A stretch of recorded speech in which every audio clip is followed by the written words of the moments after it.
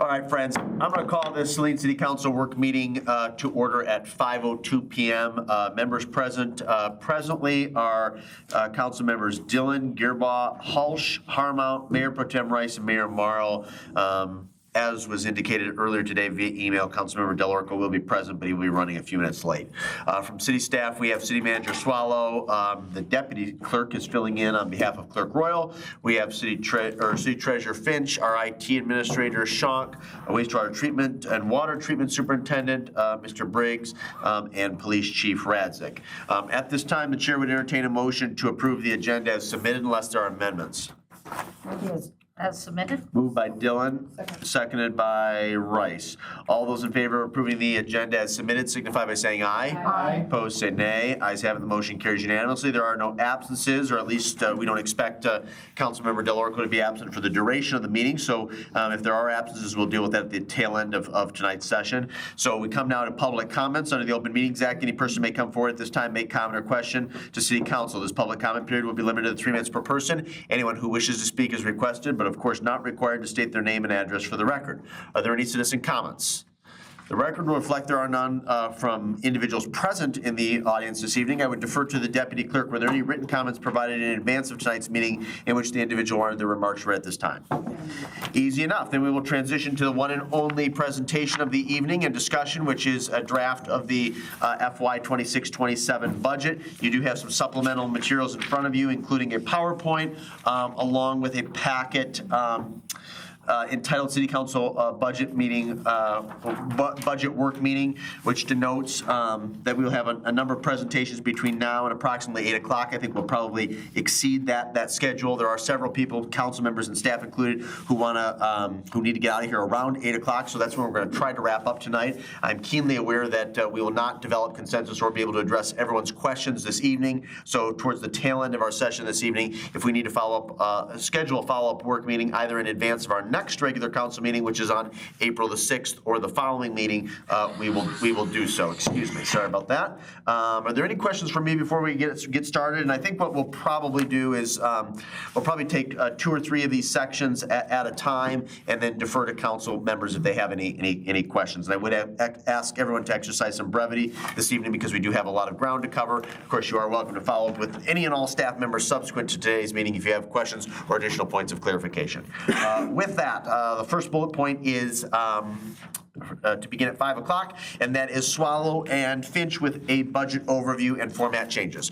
City Manager Swallow, would you like to begin? Yes, thank you, Mayor and Council. Obviously, the budget format has changed a little bit from what you've seen in the past, but the goal is to be more transparent and hopefully a little easier to understand as we go through that, so that the public has an opportunity to understand how what goes into the budget, as well as council hopefully will have the opportunity to take a look at this and provide feedback to us as we develop the final budget numbers. But we do also have obviously every detail in terms of the line item budget for each of the funds and each of the departments.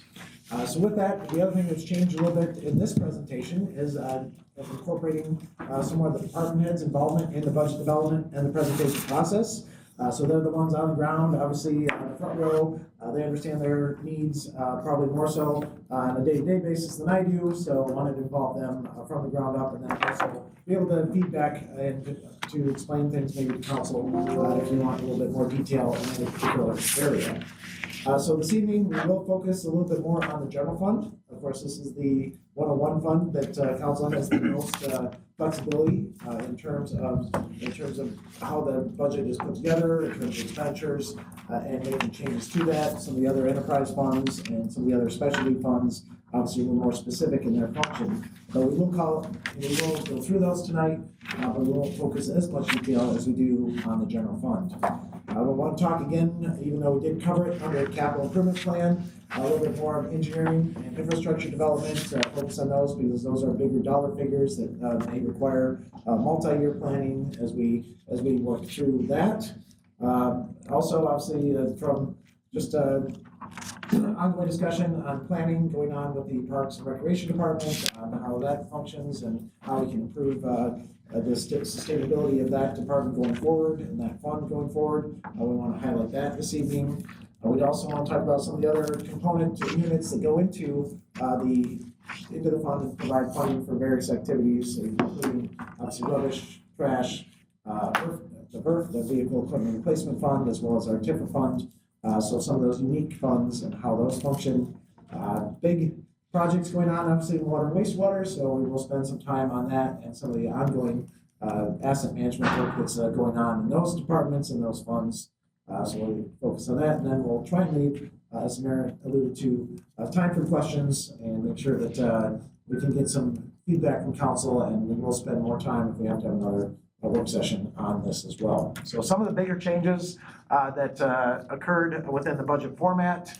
We are now showing the fund balance information separately, it's not counted as a revenue and expenditure. So you get a clearer idea of what are our actual revenues, because fund balance really isn't a revenue source, it's a savings account in essence. And so we can really see what we're bringing in revenues, what our expenditures are, and then what that difference or that net is as we go forward. So if you look on like page 13 and 14 in the more detailed line item packet, you can see some details on how those fund balances broken out, separate from the actual revenue and expenditure accounts. As I mentioned, the VERF, the Vehicle Equipment Replacement Fund, we are tracking that as a separate fund now. It used to be within the general fund, but what happens there is we see, obviously, we really want to maintain some fund balance and understand when the equipment is going out of service, when those costs are coming up and replacement in the future. So we really want to focus on that from a planning perspective, because those again are larger expenditures that occur sporadically, and so we want to understand that and project that out, what the expected life expectancy is for each of those pieces of equipment, when they'll be replaced, and what the budget impacts will be when those replacements happen. And then finally, another thing you'll notice, we have pulled out some of the IT expenses that were specific to departments. So, for example, the Axon cameras for the police department, those are now tracked within the police department, not in the IT budget as a lump sum. So again, gives you a clear picture in my mind of what it actually costs to operate that department and how those IT expenses are covered for those specific departments. However, the global things like BSNA, payroll, those type of software are still covered within IT and then allocated out as part of the indirect funds or indirect allocations to different departments. That's kind of some of the major budget format changes that we'll be going through. And next, I'm going to turn it over to Treasurer Fitch to talk a little bit about property tax revenues. And this slide shows kind of how that's broken out amongst our various taxing jurisdictions and how property tax revenues and expenditures overall have tracked for the last few years. Thank you. So starting with a little bit about property tax revenues before we dive into expenditures here. They are our largest general fund revenue source. I like to highlight this graphic a lot. Our total tax is about $32 million. So actually collect or levy on behalf of other authorities like the community colleges, the ISD, the Saline area schools, the library. So we actually bring in about $32 million from those tax bills that go out. Of that, only about $8 million remains here with the city of Saline. So only about a quarter of the actual tax bill remains here for city operations. So I do like to highlight that. It's good information for all of you to have and for our residents to understand as well, with where those tax dollars are actually going.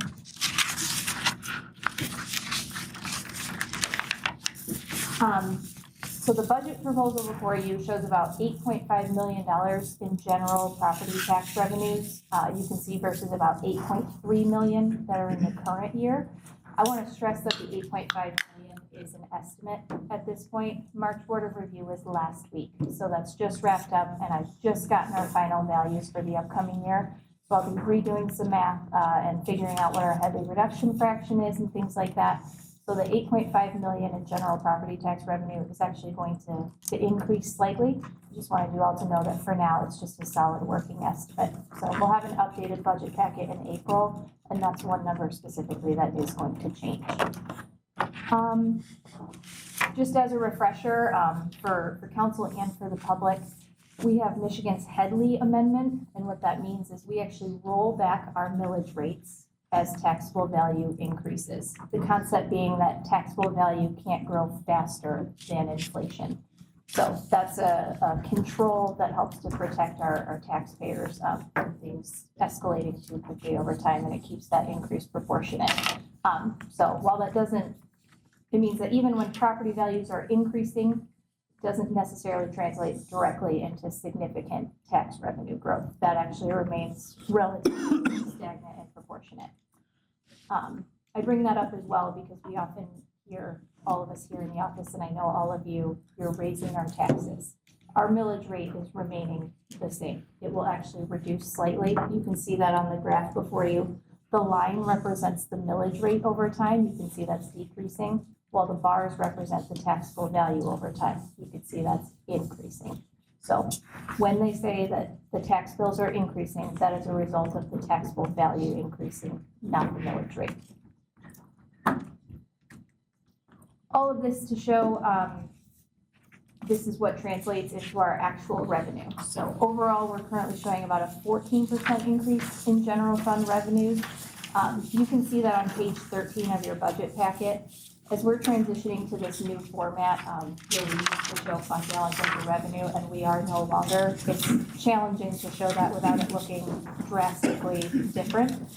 So on page 14, in the summary section, I actually show you,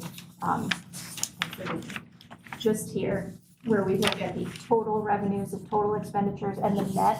In the prior year, I've taken out the fund balance information as well, so that you can see more of a true comparison. So overall, we're looking at about a 14% increase in revenue. Obviously, a portion of that is going to be related to our increasing taxable value and therefore tax revenue. Another portion that's relatively significant, you can see from the graph in front of you, is we are planning to issue $3.1 million in bond proceeds due to the Davenport Curtis purchase to go ahead and reimburse ourselves and make sure we're maintaining fund balance. So those bond proceeds will show as a fairly significant revenue in the upcoming year. Otherwise, you can see some of our larger ones would be our state shared revenue. That's obviously a large revenue source. We're not expecting any significant increases. If anything, I'm budgeting quite conservatively based on state estimates, as things remain a little bit uncertain, at levels above. Anything else you wanted to add on revenues? Okay. From there, we're gonna transition into expenditures and fund balance. Taking a look at the graph in front of you, the blue bars are our assigned fund balance over time, and the gray bars show our unassigned fund balance over time. The blue line is to represent that 15% minimum fund balance that we need to have. The 15% is calculated on our operational expenditures, so that number changes every year based on what we're actually expending. So that's why 15% is never quite the same. You can see if you take a look at fiscal year 26, which is our current year, that line is right there. We're right at the minimum. With our use of fund balance this year related to both the Davenport Curtis home and the DHU unit at the rec center, we have used a significant portion of fund balance. So to restore us right to that 15% minimum, as Councilmember Gearbaugh had motioned recently, we'll be unassigning a portion of the legislative changes fund balance to keep us at that 15% minimum. Looking forward to 27, you can see that because of those bond proceeds, revenues will exceed expenditures and we'll be committing back to fund balance, so we'll be exceeding the 15% once again. From here, I'm going to hand it over to Dan so we can start diving into some specifics. So one of the things that always comes up is, how is personnel changing? Are we adding any personnel? Where does that stand? So we wanted to cover that with this information for you. Basically a really thank you to Sarah Massey for the graphic. It gives you an idea of the various departments and where those personnel lie within those departments. So with that, there are some proposed changes in this budget that we have discussed a little bit thus far, but I want to highlight those. Under administration, one of the things that I have proposed is adding an economic development director. You see that in the personnel graphic here as well. So you see that increase in the administrative personnel number. So the In terms of economic development director, want them to work more closely with our local businesses, want them to work more closely with community development, some of the initiatives that we've talked about, like redevelop running communities, some of those involve economic development positions, some of the, how can we become a little bit more user-friendly for our, not only our businesses, but our residents from a standpoint, supporting more entrepreneurial growth, working on some of the downtown vacancies. Those types of things are what I would like that individual to focus on. And also working very closely with our public outreach. I mean, there's been a lot of discussion about how do we better deliver the message to the public, how do we communicate, what are those channels. I think they could work very well with Ms. Massey, for example, on kind of developing those and really improving how we communicate to the public. So that's some of the primary responsibilities. So we'll be working on a job description for that. Whether that position will get filled right at the beginning of the fiscal year is still unknown. I think we've got some work to do to really fully understand how that position can best be utilized and to fully draft that job description, which will come back to council. The other administrative position you see increases, we do currently have a vacancy in the treasurer's office. So we're working on backfilling that position, looking at that skill set, but Treasurer Finch and I are really trying to focus again on what is the skill set that we want. There's, I know, contract management, some of those things have maybe slipped a little bit, but we want to really focus in on what is the skill set that would best support the departments and her office, as well as make sure we're covering all the day-to-day responsibilities. Over at DPW, we are looking at obviously with the new structure, looking at some changes there. But one of the key things is looking at a facilities manager to focus on the buildings and take day-to-day responsibilities for those, tracking projects, contracts. So right now that's been kind of dispersed out amongst DPW staff. Mr. Linke has taken on a lot of that, but again, it's inconsistent with the other job responsibilities. So having someone dedicated to that task. Over to wastewater treatment plant, with the new plant operations, we are looking at probably needing some additional personnel. Right now, speaking with Superintendent Briggs, he'd like 2 positions. That's what we budgeted for here, again, for water and wastewater. So as the new plant comes online and as they're doing all of the operations and maintenance and getting the new asset management and tracking software in place, we'll know probably a little bit better, do we need those 2 additional personnel? But to be conservative, that's what we're budgeting for here. Other than that, we're pretty much unchanged in terms of personnel throughout the other departments. So that covers that. I don't know if you want me to talk a little bit about the administrative departments, and then we'll maybe share this one. So talking about the administrative departments, those are all kind of obviously the city council, city mayor's office, treasurer, clerk, those positions and what's covered there. The largest piece you see there is covered under administration, or 11-172, Department 172. The big reason for that, about 2/3 of that is the retiree healthcare or retiree benefits. So that's a little bit disproportionate when you look at, it's not really covering, services per se, but it is covering obviously our obligation to our retirees. Other than that, relatively unchanged as you look across, no significant growth in a lot of departments other than if you look back in time, human resources, of course, is a new department. And so still kind of fleshing out exactly the functions for HR. They cover even some of our FOIA requests, things of that nature. So still developing that department. But other than that, it's really, if you look across the board, relatively unchanged in terms of not any significant increases in each of those departments. So I don't know if you want to add anything to that. I think that really covers it. We have a few people who are going to speak to their specific departments, so we'll get a little bit more into those. But before we do, I wanted to talk a little bit about commissions and committees, just so council is aware. There are several departments within the general fund. We have an environmental commission, parks commission, the historic commission, a DEI committee, which that's going to be absorbed by another committee.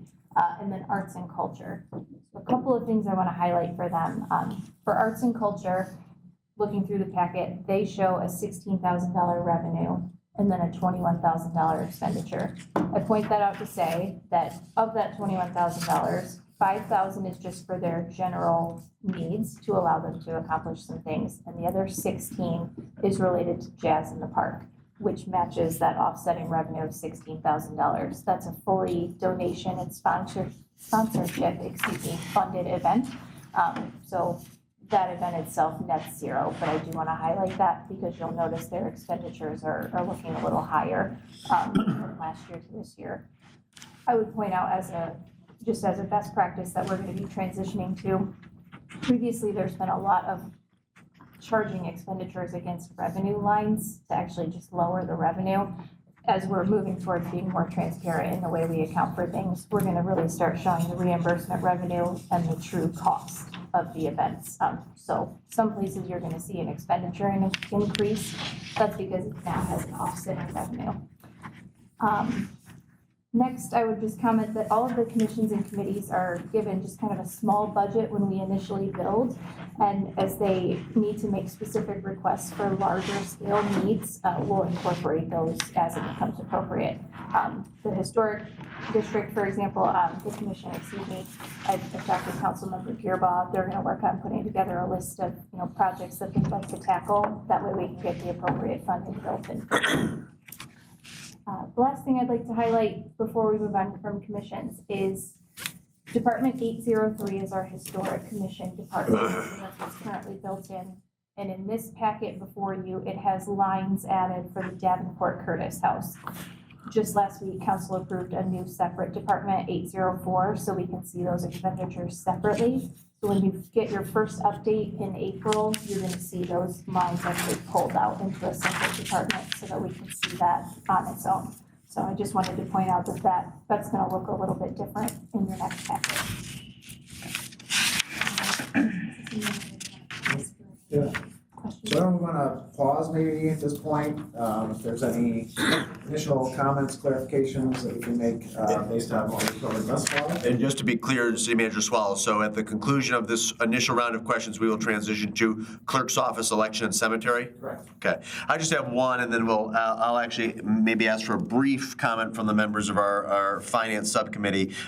Going back to the pages it numbered, but it's personnel, where it talks about the additional FTEs that are recommended for FY '27. Certainly have no objection to adding some frontline folks at wastewater and DPW. The economic developer position is something that's been bantered about for quite some time. I think that council overall sees value in it if we can find a sustainable revenue source. Can you talk a little bit about the total cost of establishing that position? And then I know that if there is consensus, a job description is forthcoming, but to whom would that individual report to? Are you thinking of establishing that as a department head or reporting to an existing department head? Sure, and it would be established as a department head, and looking at maybe, in terms of support staff, how that would function, obviously working closely with Ms. Massey on kind of the public outreach. And then also working closely probably with Ms. Lupton, in terms of administrative support and outreach to that. So potentially rearranging who reports to that particular position. So with that, I have worked with Director, I worked with Director Getchman on kind of establishing the initial job description, initial salary ranges. And so with that, we are probably looking at, to be competitive, in probably the $70,000 to $80,000 range for that position. And with that, if you add in the certainly the overhead, we're looking at just over $100,000 for that initial budget. Very good. Well, I look forward to having a more focused discussion about that position and several others with my colleagues in the days and weeks ahead. Before we open up for questions, and I'm going to ask that people exercise some brevity here, can I defer very quickly, maybe 1 minute each, if you'd like to take it, to members of the Finance Committee, if you'd like to provide any initial comments regarding the draft of the budget, which you've had the opportunity to review in advance. Mr. Gearbaugh, is there anything you'd like to add at this time? I would just say that basically what we did was we went through the information to see if anything was blatantly missing or if there was concerns or issues. Again, this is not as our review was just to address some of the things that were happening, it does not excuse the review by council. We were just finance to make sure that what we were looking at is fairly relevant, and what we were trying to address is really kind of looking at the things that might be a concern or an issue. Very good. Councilmember Harmount? Yes, I really appreciate a lot of the improvements that were made or additions, and I wanted to point out the percentage variance was a nice addition to that. I think we did talk about in our meeting about separating out or as a memo item specific to Curtis Mansion to track the expenses specific to Curtis Mansion. Did we talk about that already? Yeah, so obviously, currently it's covered under 101-803, but we talked about changing that out to create a separate department, 804. Yep, it actually was, council just approved the amendment last week, so I didn't want to in haste update a draft, so it will be part of the next update. It will be a separate department. Okay, and just also to differentiate between the Historic District Commission and the Historic Society items of buildings. Thank you. Councilmember DeLorico, anything you'd like to add as the third member of the Finance Committee? Just that, excuse me, we spent the majority of our time at our Finance Committee meeting going through the general fund budget, kind of with a fine tooth comb, line by line. Focused a lot of attention on there, looking for discrepancies like Mr. Kirbaugh pointed out. I feel like tonight's discussion is more zoomed out, broad, an opportunity to hear from all the department heads and look at all the different pots of money. So I'm looking forward to that discussion. Very good. All right, we'll start with questions. I want to begin, I guess everyone will get an initial chance here, but I'll limit it to 5 minutes. Let me start with Councilmember Rice tonight, or Mayor Pro Tem Rice. Do you have any initial questions regarding the first phase of the presentation this evening? No initial questions. I like this layout. This is really helpful for those of us who aren't always all up in numbers to just kind of see it laid out. One of the comments that I do have to make about the Economic Development Director is that for probably the last 6 or 7 years, I've stood up here and begged for someone who has additional grant writing skills. So if that could somehow weave its way into that, I think the entire community would benefit from the city having someone who has done that in their previous positions. We have a lot of folks who are writing really great grants, but that is a key skill, I think, for developing projects and proposals to get us, in the mix with all of these opportunities that are available through both the state and other NGOs. And that's all. Very good. Councilmember Harmount, any questions at this time? No. Councilmember Halsch. Yeah, I got 2. My first question is, where within the budget do, I guess, we see investment in sort of Saline's long-term growth, specifically with community building? The Economic Development Director is a part of that, but also workforce development. So certainly workforce development is a key component of economic development. They work hand in hand with Michigan Works, Southeast, which is kind of lead economic development agency in our area, as well as with Ann Arbor Spark. And we expect them to attend, all of the workshops, not all, but the majority of the workshops put on by Ann Arbor Spark to kind of coordinate activities and kind of be the bridge somewhat, between some of those larger agencies that provide those services and helping our local businesses understand that. And when you say, I guess, further on in workforce development, do you have more specific ideas? Just kind of thinking about workforce initiatives to upskill citizens or to, develop our citizens' competitiveness in our current job market. What I see is there's a number of resources out there, I think through Michigan Works, for example, and or through Ann Arbor Spark, some of these other regional agencies, even in Washington County. But often, our especially small business owners don't understand, how to tap into those, or don't understand the resources. And so I think that's an opportunity. There's some workforce grants that even our larger businesses can get for training opportunities that they can apply for directly. But again, someone manager at a plant that doesn't have time to always understand the program and understand what's required to apply for those. So I do see that as a key role for that economic development position. Okay, and that kind of segues into the next question I had. So with just looking at Department 173 in general, is that economic director position the beginning of just sort of a small model that sort of serves as a liaison, as you mentioned? Or is that kind of the beginning of a larger department within our city management? Right now, I believe it's on the 172, right? So we do have, you're correct, Department 173 is economic development, but Does the not do that actual, salary. the actual wages that we budgeted are in 172 at this point. Yeah. So what you're saying is absolutely correct. If we are to move forward with that position, we'll reallocate those wages and this department will begin to grow. Okay, awesome. And then my final question, just kind of zooming out at sort of 30,000 feet, what are the strategic outcomes you hope to achieve within these next 12 months with this budget? So I think, obviously, a few of the things that have come out strongly from council in terms of, asset management going forward. There's still significant investment in both engineering as well as some of the projects moving forward, getting ready to implement some more of those larger capital projects. So that's probably one of the key factors in here, both the resources not only in the general fund but also in local roads, major streets, as well as in water and sewer to understand that. Certainly looking at staffing and water and sewer, making sure that they have the resources to properly manage the wastewater plant is key element. That's obviously why we're proposing potentially 2 positions there. Also, I guess the other key initiatives in here is investing in economic development position, I think is important. We've talked a lot about how do we better relate to our businesses, how do we better communicate with our residents.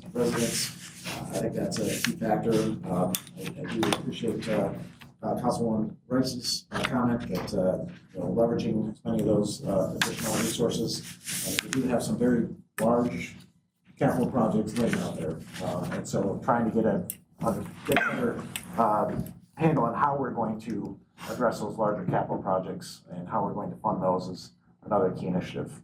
Awesome, thank you. Thank you, Councilmember Helsch. Councilmember Delarico, any questions at this time? You have 5 minutes if you'd like it. Not so much questions. I took the opportunity Friday morning to meet with Treasurer Finch for about an hour and a half, and I got a lot of my amateur, naive questions out of the way just to wrap my mind around how this new budgeting process is working. So I felt I got a lot of my questions answered at that time. I do want to echo what Councilmember Rice said in that I think the economic development director position should have someone with grant writing skills. One of the things that came out of our interviewing for the DPW director position was that there are some other municipalities that have professional grant writers on staff in a part-time capacity, and that really seems to create opportunities to mobilize some of these resources for capital improvement projects. When we think about money we're spending on the rec center and potential capital improvements necessary for the dam, whether we remove or restore, we're going to need someone to focus on those opportunities, and it's easy to miss those opportunities when someone's not really keeping their finger on the pulse with what's going on there.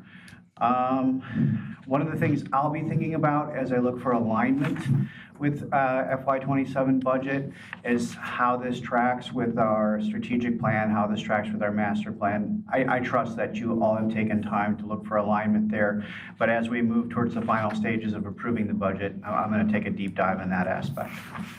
That's all I have. Thank you, Councilmember Delarico. Councilmember Dillon, you have 5 minutes if you'd like it for questions. Thank you.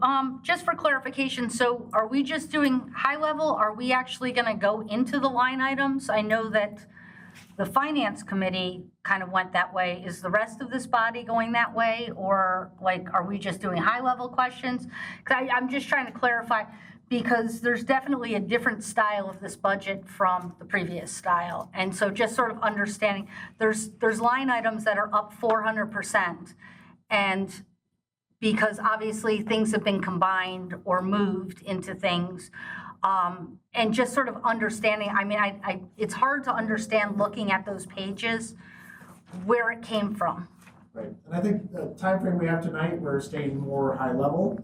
However, what I would encourage, two things. One, if you have more specific questions, please, email us, because you may not be the only one.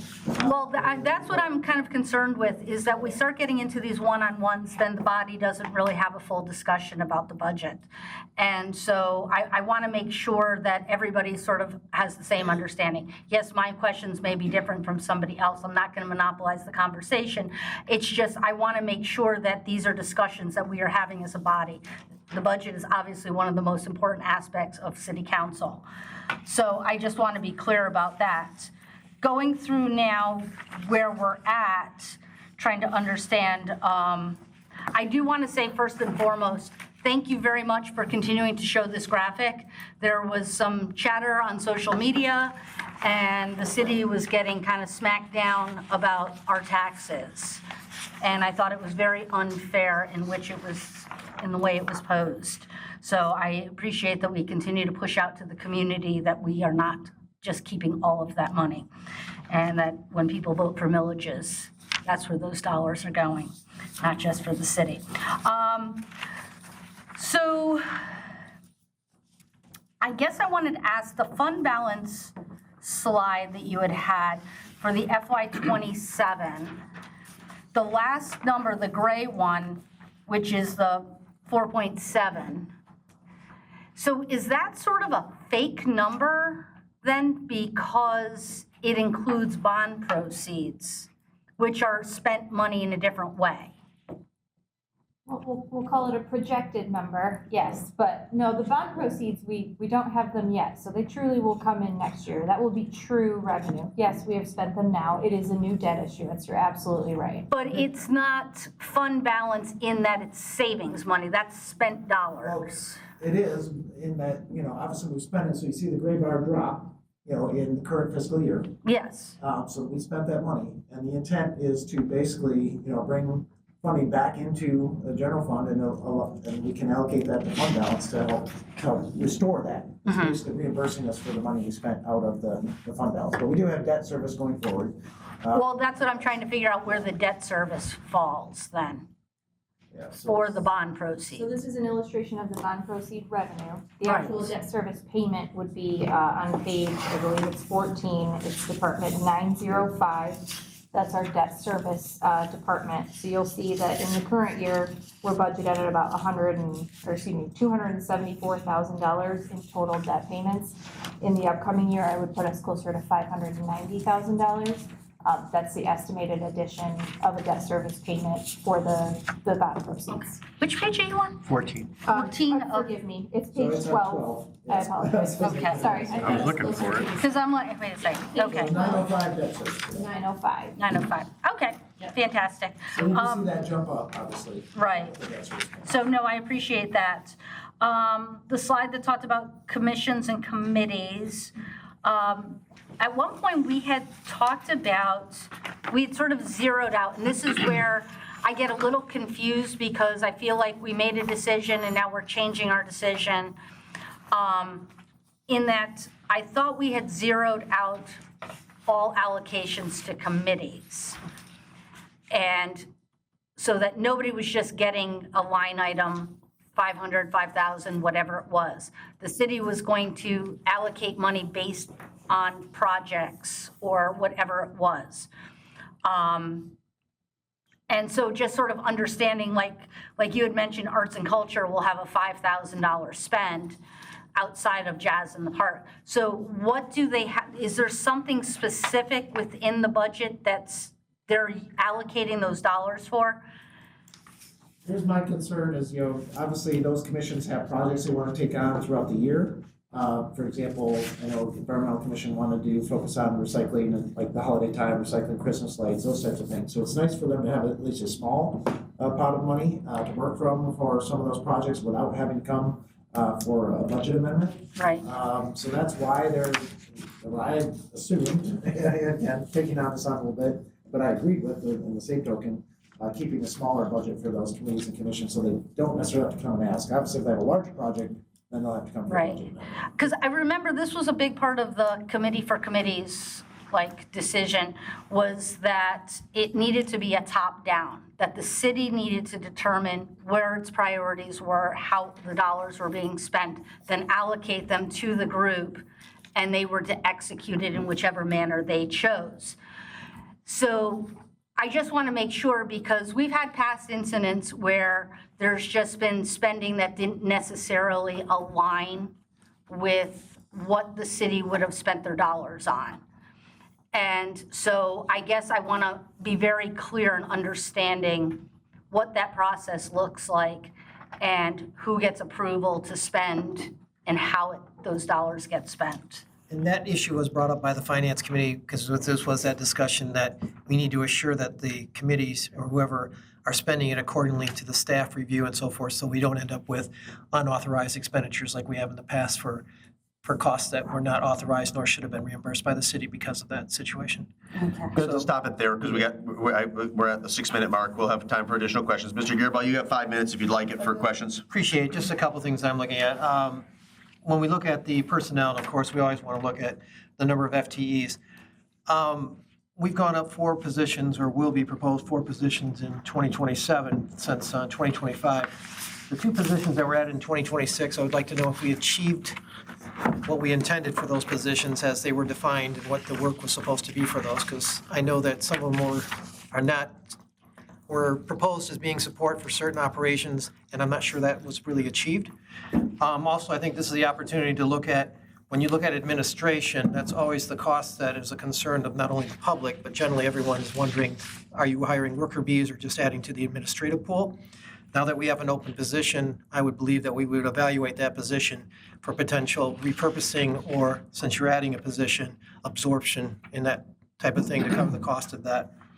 The other thing I would like to understand is, because of the amount of, adjustments and things that we have done in the last year related to salary and so forth, I would like to see the total increase of overall salary alone compared to last year to the current year and then what's projected. There were a number of adjustments and things that were made that, again, raises the issue of how we want to set a policy regarding how merit and other off-cycle salary adjustments are made, and then a level of which we would have requirements to have approval by council. That would be a policy change, but I would like to know how that has increased over the last 3 years. The other one, understanding LDFA, since that money isn't being captured, it's going to go back in the general fund. Have we made an adjustment or something in terms of capturing some money because of all those expenditures, or whatever the idea was in the past? What were we recovering with that capture that no longer is going to be paid out of that fund and will now be paid, well, maybe paid out of that fund, but how we're going to actually fund those expenditures? Does that make sense? Yeah, it was just capital projects, and, I'm still relatively new with only being a year, but based on what I can find in files from prior finance staff members, it looks like Beach Court was the final capital improvement that was truly planned and proceeding. Right, and then the issue would be for me is we have 2 LDFAs. I believe both of those expired. So going forward, what do we do in intending to cover those costs that could occur in either one of those LDFA parks that no longer we're capturing the funds, because all those monies are coming back into the general fund, which I think are being used now to pay for these new positions, because that money's not necessarily being held separately for that specific need. Admittedly, the general fund portion of LDFA is, I don't want to say minimal, but it's not as. Loss, if you will, are these other tax jurisdictions that we're. Right, that part I know is a loss, but we also are not holding the general fund dollars in there any longer, so they're coming back in to be used. So any projection that we could have for LDFA in terms of potential capital costs or needs in the next 5 years that we should be maybe holding money back for, or whatever, because the intent was that we were using that to help not only with capital needs, but also redevelopment and some other types of things that could occur within those parks. So that, About $150,000 a year was in revenue that was captured for that. Obviously, some of that will come to the general fund. But right, but now it's going to go to general fund. It doesn't mean that we're spending it for LDFA. We're spending it for other operational needs. So we're not necessarily restricting that fund, We yeah. just have to treat those districts now as any. As like other anything else, and that's the concern where we've lost out of that money. So now we're going to have to match that money. So I want to make sure that we don't have any plans or projects that need to be repaired or done within that period, because we used to recapture that money to fix some of the storm drains, sewer and sanitary and those type of things. And then I think the only other one is, again, just understanding as we add new positions, the impact of that. I hope that when we did the projections for our fee increases related to the DPW, or not DPW, but water and wastewater, that we accounted for some of those positions. I don't know. So if we're going to add 2 new positions to the wastewater and water position department, how much of an impact will that be on the rate increases going forward? It's all overall budget, obviously. The bigger concern, obviously, is we want to make sure we reserve enough for capital improvements and repairs, et cetera. So we're taking a closer look at, how that will impact, the budget for ongoing, capital investment in the wastewater plant. When will we be doing our fee review for that?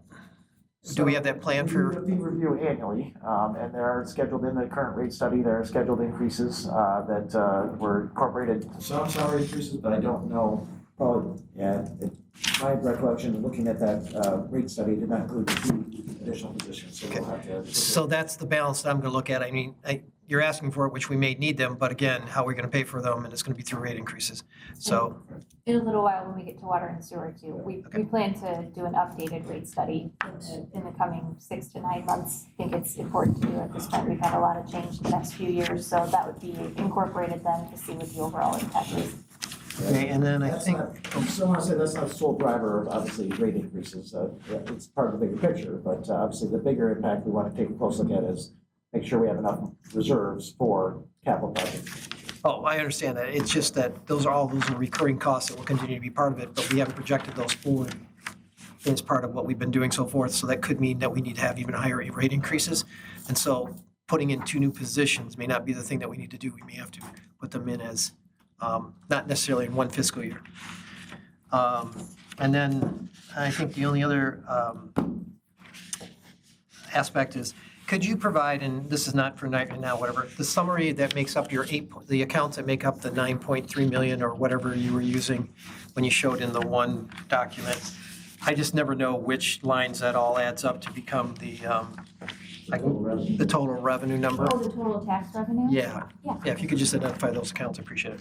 Mr. Gearbo, real quick to your initial comment, I'm asking this for the public's benefit who may be watching, but also for our new council members. When you made a comment or question to the city manager about relatively new staff positions that have been created in recent years and making sure that they align with our goals and objectives, which positions were you referring I to? would say that would be Maggie's position, which I'm not sure what that administrative assistant. I wrote it down, but I wasn't sure. And I can't remember what the other one was. Was there another front desk position, I believe?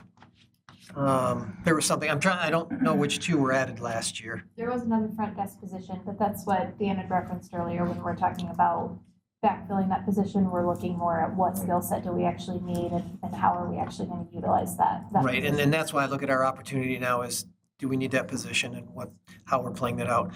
Because there were some assumptions that were made, I know last year, where positions were absorbed, and now we're adding back and trying to understand all of that. But if we're going to add another economic development position and that position needs support, I really am looking at this from the perspective of administration always is considered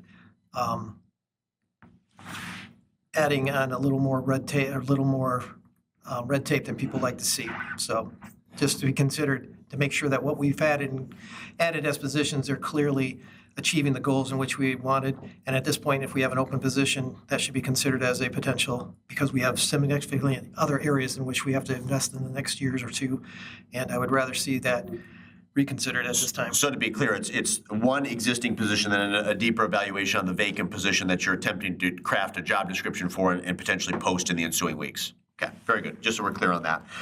Here's what we're going to do. We're on to clerk's office. So this is my recommendation, Mr. Swallow. Let's try to get through clerk's office, IT, police, and building inspection and community development. And then that way, we'll do a round of questions after that. Subsequent to that, those staff members can be dismissed so that Mr. Adkins, Chief Radzik, and Mr. Shonk do not need to stay till the duration of the meeting tonight. No, please proceed. Before I let the deputy clerk speak for a few minutes, I was just going to point out the clerk's department is really between 2 different departments. It's the 101-215 and the 101-262. So they're on pages 4 and 5. 215 kind of crosses the 2, and then page 6 for 262 if you want to follow along with some of the specifics. I would comment that overall financially there's nothing too shocking. You'll notice that, like we had talked about earlier, they now carry their IT expenses that are department specific. So you're gonna see a little bit of an increase no matter what, because we've added a new account.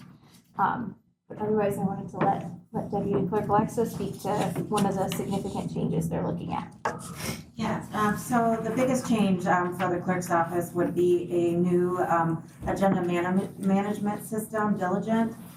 This system would be just user-friendly for our staff and residents. The YouTube videos will be linked to minutes to easily search, and we would be transferring all our old records from documents on demand to Diligent. The system also would be formatted to be a mobile-friendly system. And the nice part of it also would, it would track board appointments and their terms, which we don't really currently have a system besides an Excel system doing that. So it would be a nice addition to us. And the rest is pretty much status quo besides the changes there. Please proceed.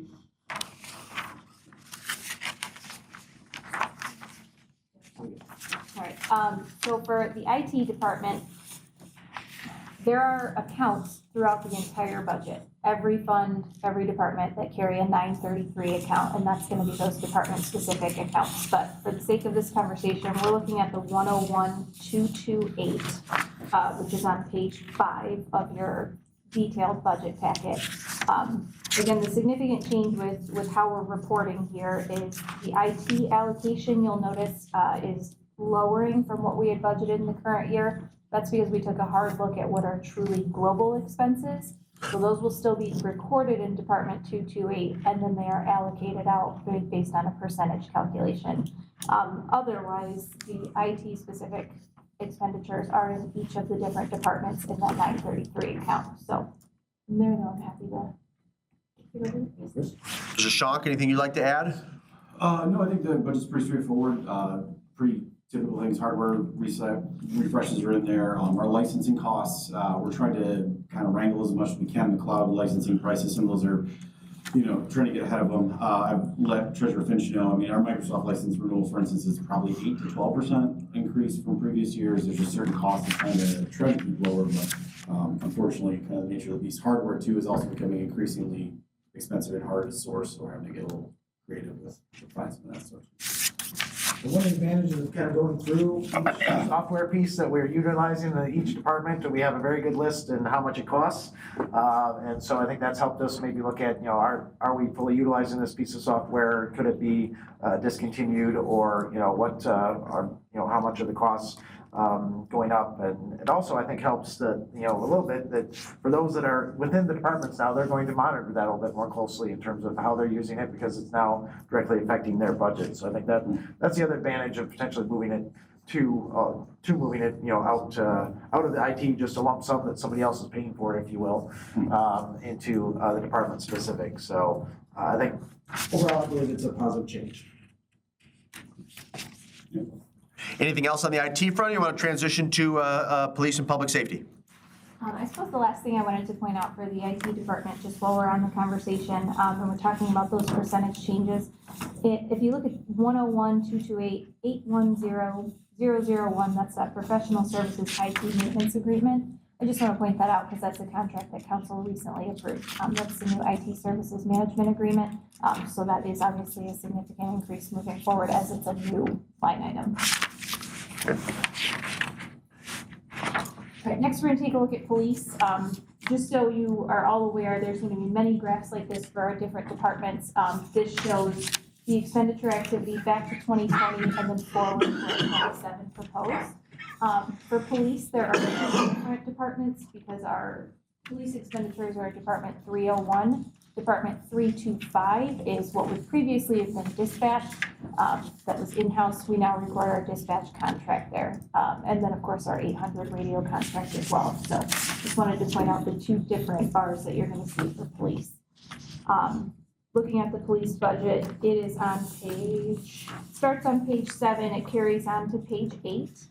I would note that there is just a salary increase assumption built in here, as we are just opening negotiations for the police union negotiations for their contract. So this number could potentially change based on the results of those negotiations, but for now, we're holding a conservative placeholder there for an assumption.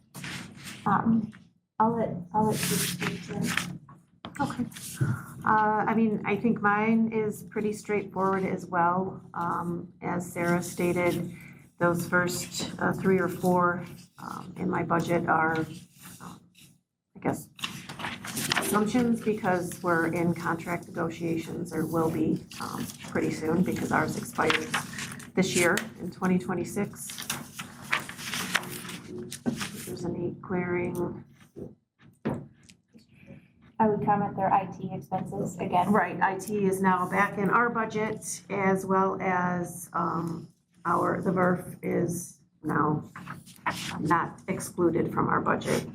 And I think we anticipate we're catching up with vehicles right now. So I believe this coming year, we're budgeted for 2, which we kept going back and forth, 2 or 1. But like I said, during the COVID, we're still catching up. So we're a little behind.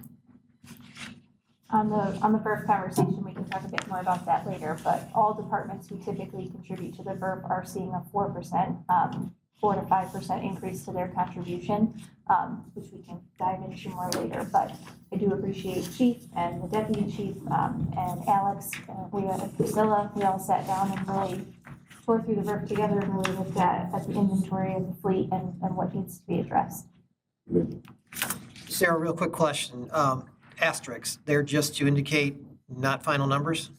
I haven't seen a footnote. I see asterisks on all the years, just trying to understand what that means. Oh, sure. So for 26 and 27, the asterisks imply that those are projected figures. Thank you. They obviously can't be absolutely exact, but they're projected. Thank you. Chief Radzik, anything else you'd like to add? Right, moving on to what we are collectively calling community services, this would be Director Ashton. Yep. Mr. Atkins, would you like to come forward? Maybe take Mr. Shonk's spot? You may begin when ready, sir.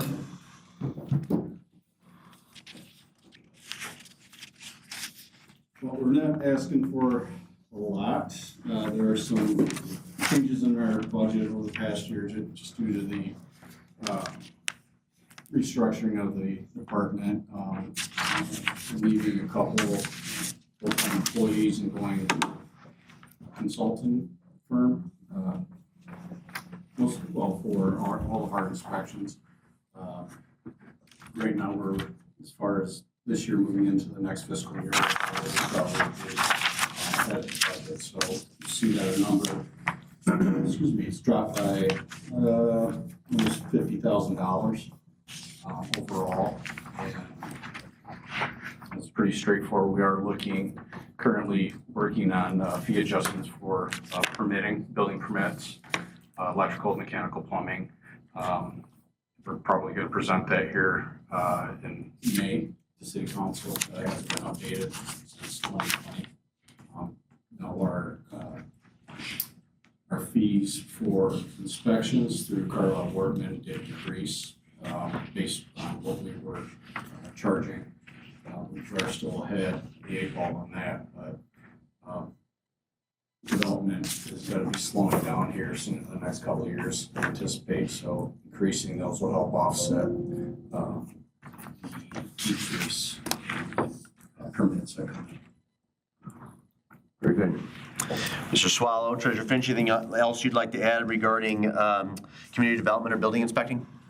Yeah, one thing I would like to do, and we've talked about for next year, is potentially show the revenue in this department, or even pull out building and community development as a separate fund.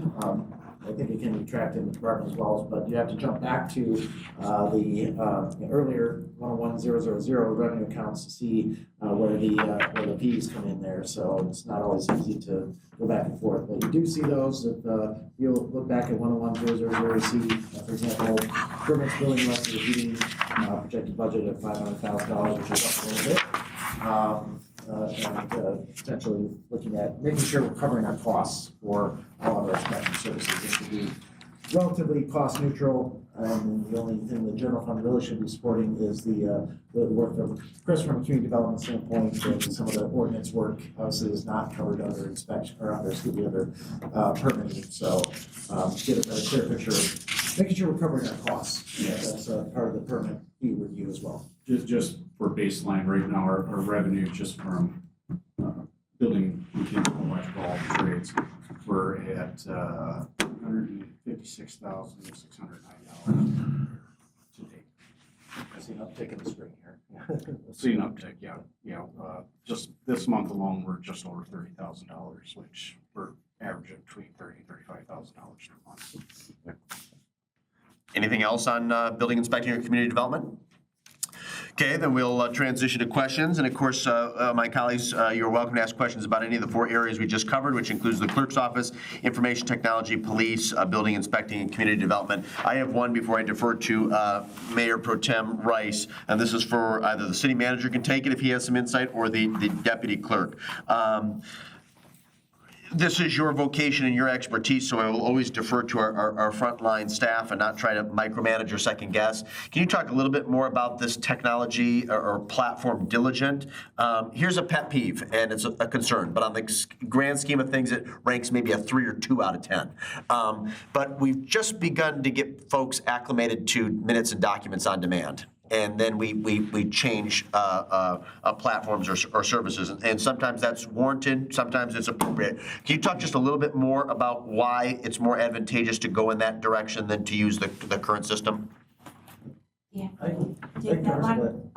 Yeah, so really Diligent is everything in one location. You don't have to, now granted, you can go on Documents Man and find the agenda packet, but then you don't know necessarily, what the other issue is that it seems like you have to hunt for information relative to minutes, relative to agendas, to have everything clearly in one spot. The links to, for example, streaming meetings, so you go in there, you've got immediate links to that. To have all the boards and commissions listed in one location so that you can see what openings there are, who's on which board. They actually have voting records even for the various boards and commissions. It is, from a visual standpoint, from the public, much easier to navigate, to go from minutes to agendas to awards. It's all in one location, which I think is valuable. And then the other key in my mind is just for the staff side. Right now, Granicus or Geek is the software that we're using. We're only using that for council. It's not being used for any of the other committees and commissions because, to be quite honest, it's difficult to navigate. It's not easy user-friendly from a user standpoint. For everything from where you enter the information with the Diligent, you can easily import Microsoft Word documents into the actual. It's easier to copy and paste out of existing documents into agenda items. Also, the attachment process, very easy to see what attachments are located there, all on the same page. So it's a user-friendly standpoint. So more accessible from a public perspective, more information readily available when you're looking for it, not just minutes, but agendas, links to meetings. Okay. Membership of committees. Okay, very good.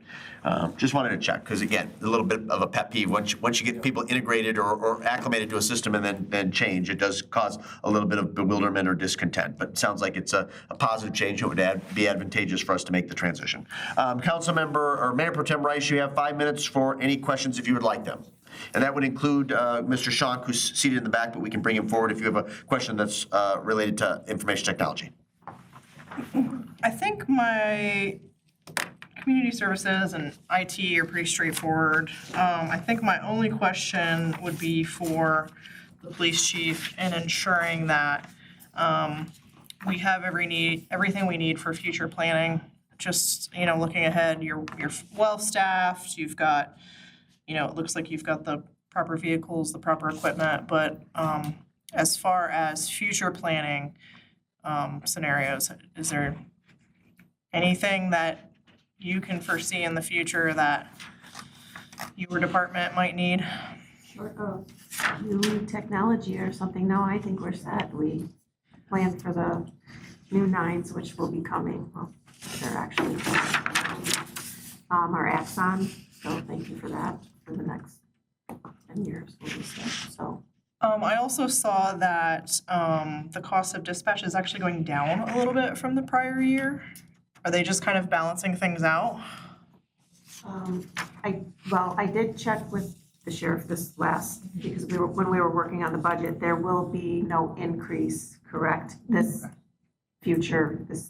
next contract. The reason it's looking like a decrease is we actually budgeted a little high for the Okay. current year, and it came in a little bit lower, so. Gotcha. When it comes to expenditures, we obviously want to plan conservatively, but fortunately, we're gonna be a little bit under budget this year. That's why the difference seems Perfect. like it's declining. And we've been doing that for like 2.5 full years now, 2 full years. Made the transition on April 2nd, 2024. So it'll be 2 full years next month. And we're feeling good still?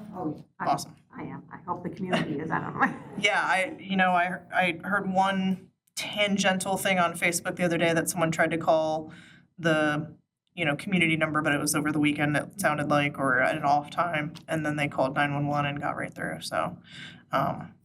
I have not heard any negatives from the community as far as impacts on police work going, so I appreciate that. I think that's all I have. This is all pretty straightforward. Appreciate it. Very good. Councilmember Harmon, you have 5 minutes for questions if you'd like it. My question is also for Chief. I know there's been some increases as far as staffing, and I just would like to know, because I think Councilmember Hall brought up a really good point. It's like the budget is our compass to the strategy, our compass to what's important to the city. And with these changes, like what measurable service outcomes are we looking to address with these budgets? Like response times, case clearance rates, total coverages, what is the budget? What are you looking to measure whether or not our budget has been improving? Ooh, that's a tough question. Well, yeah, sure. I would say one measurable thing that we should notice is hopefully we see a reduction in overtime as we can hopefully maintain full staffing levels.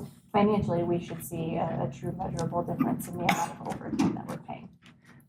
I'd also like to see a reduction in the officer in charge as well with the 2 sergeants. We had one off for a little bit of time, so I don't know how much that affected our budget, but we should have a command officer pretty much covering most of the shifts. So that should be a reduction in officer in charge. Have you seen like a shift in or increase in a type of call that we're getting, and does the budget address any of those changes? That's just something I think we need to keep up with training, which we do. I think we're really good at that. But yes, the mental health calls are increasing significantly.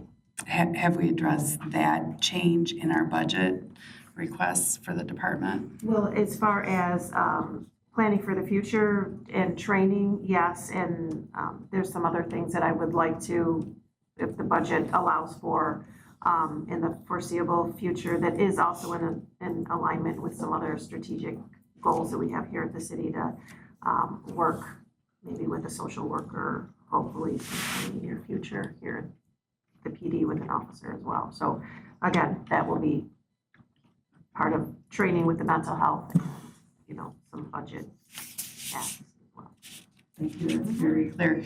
And then the question I have from the community development with regards to the service that we have for permits and, and making sure that people are adhering to rental rules and everything. Are we tracking along with, I know you said it was a net neutral from a finance standpoint, are we tracking to see what the improvement from a service standpoint is from our standpoint?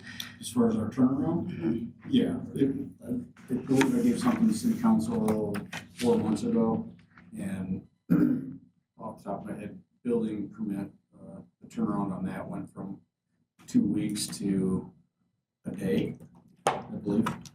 A lot of the things we can do in-house now, the easier permits we can get turned around within an hour.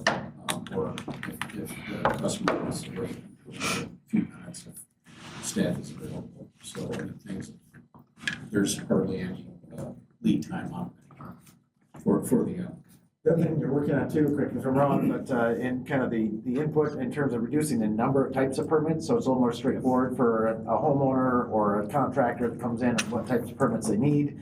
It's a little less of a, a guessing game, if you will, and so they understand more clearly what permits they need, and then taking a close look at what inspections we make, so we're being effective and not, slowing down projects, due to an exorbitant number of inspections or something like that. We've reduced the number of permit types from, I believe it was nearing 100 down to 12. Great. Inspection types, we've probably reduced that by, I'd say 40%, maybe 50. Consolidated a few. CWA's been great with allowing us to, if they're out there, can we just make this one inspection? It's multiple since they're there. And there are certain inspections that were being handed out to inspectors that don't require any sort of specialty, trade specialty, final site, fence, signs. We send our Kevin, our zoning compliance officer, out to do final inspections on those, since they're typically non-structural or don't require any other permits, or if it's a big monument sign and there's a foundation that's been put in, building inspectors are then out there to prove this, and we just do final review. Thank you for explaining the budget impacts as well as the efficiencies that we've gained in the department. Thanks. Thank you, Councilmember Harmont. That was 5 minutes. Councilmember House, you have 5 minutes. You have questions regarding the clerk's office, information technology, police, or community development. Yeah, so my question is I want to look at a specific line item that kind of is across almost all the departments. What expenditures are captured by the fringe benefit line item? That is mostly health insurance, as well as other types of benefit insurance, for the most part, is what's in that. What else may be captured in different benefits? That's a majority of retirement contribution as well.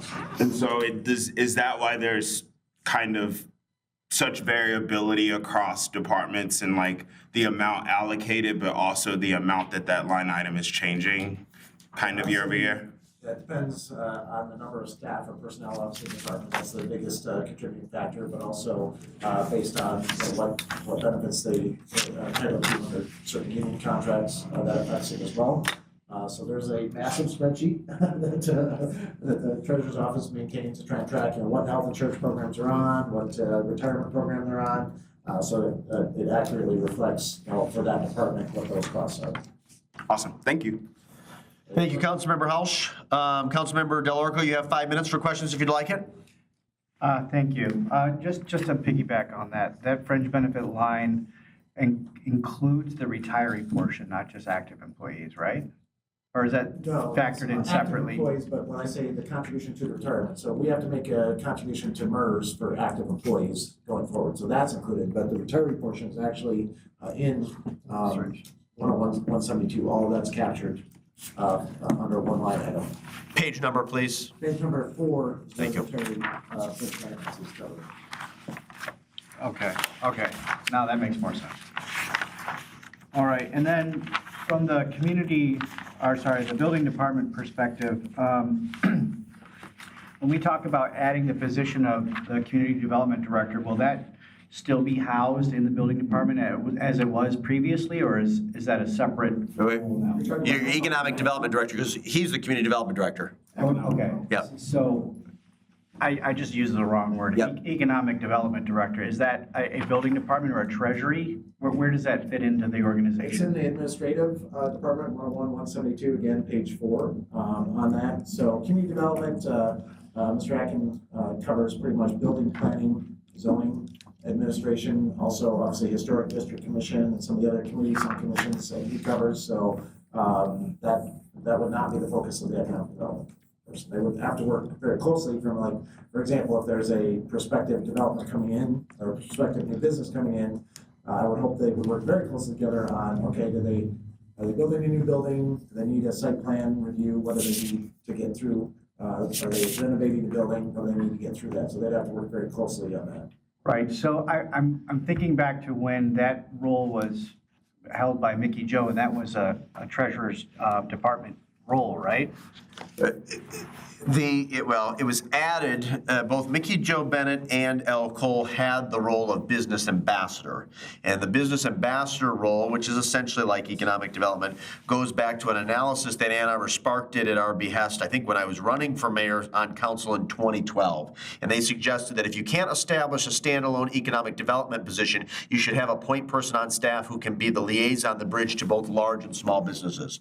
So it was given to Mickey Joe Bennett because she had an interest. And then when she departed, L. Cole also had an interest and an acumen for that type of work, so it was given to her. Okay, so this will be a separate position, entirely funded separately from the building department. It won't be connected to the building department. Correct. Okay, all right, that was my main point of clarification. That's all I wanted to know. Thank you. Okay, Councilmember Dillon, you have 5 minutes if you'd like it. Thank you. I think that we need to put a pin in the economic development position, because there seems to be a lot of questions, I think, and I don't think that this 5 minutes is the right time to talk about it.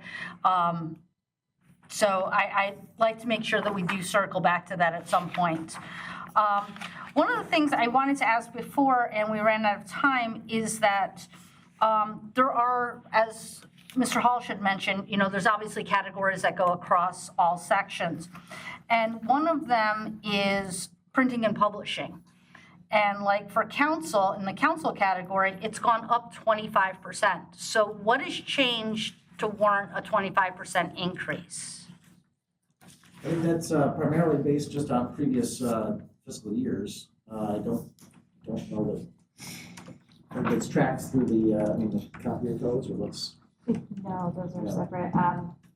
To be frank, yeah, most of them I take a look at previous trends, and then those I'd have to actually open the footnotes and see if someone specific requested additional money. It has to do with the FYI though. Often some of the printing and publishing will carry some of the postage charges associated with those publications. In the clerk's department, it has to do with literal publications of ordinance codification and things, so I can piece together. No, just understanding, because it seems like more things get allocated into the council category, and I'm like, well, we're not really on the staff side of things, and just like there's a line item for community promotion, and trying to understand what that is within the council category. And we don't have to get into it now. One of the big things, though, I will say, going across the board for several of the categories, and this is sort of my passion, is, conferences and trainings, and ensuring that we've put enough money into those categories.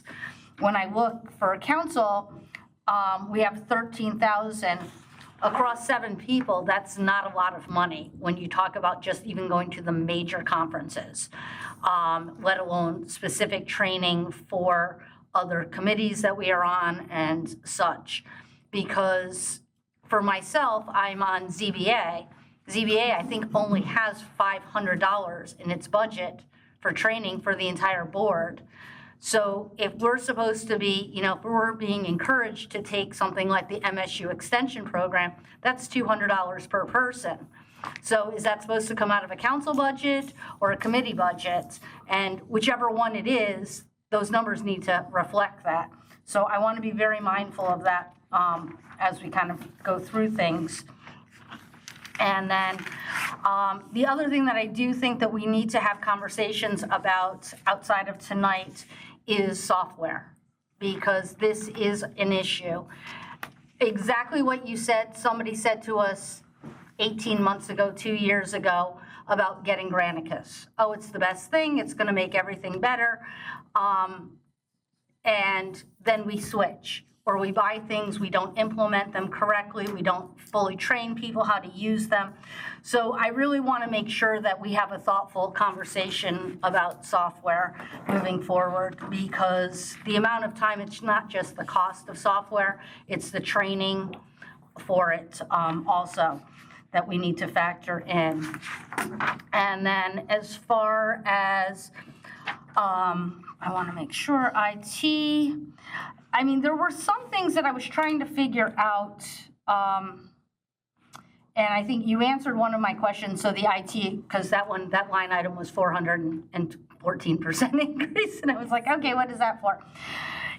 Trying to figure out one thing on this is that I appreciate I had asked for the percentage change column.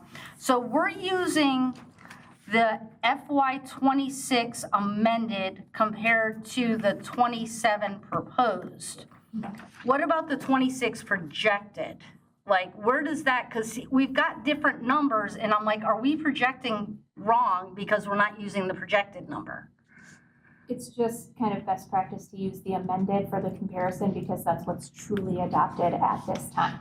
So until we truly come forward with the amendments to move into that projected column, it's just best practice to compare amended where we truly stand now to what's being proposed. Okay, because like I said, you know, there's line items, and I won't say which one it specifically is, but it's got a 26 amended at like 15.9, then it has a projected at 19, and then it jumps to a 25,000 for year 27. And so we're saying it's a 58% increase. Well, it's actually going to be a higher increase if we were to utilize different numbers. That number would be different, that percentage number. And so I just want to make sure that we're kind of looking at that from that standpoint.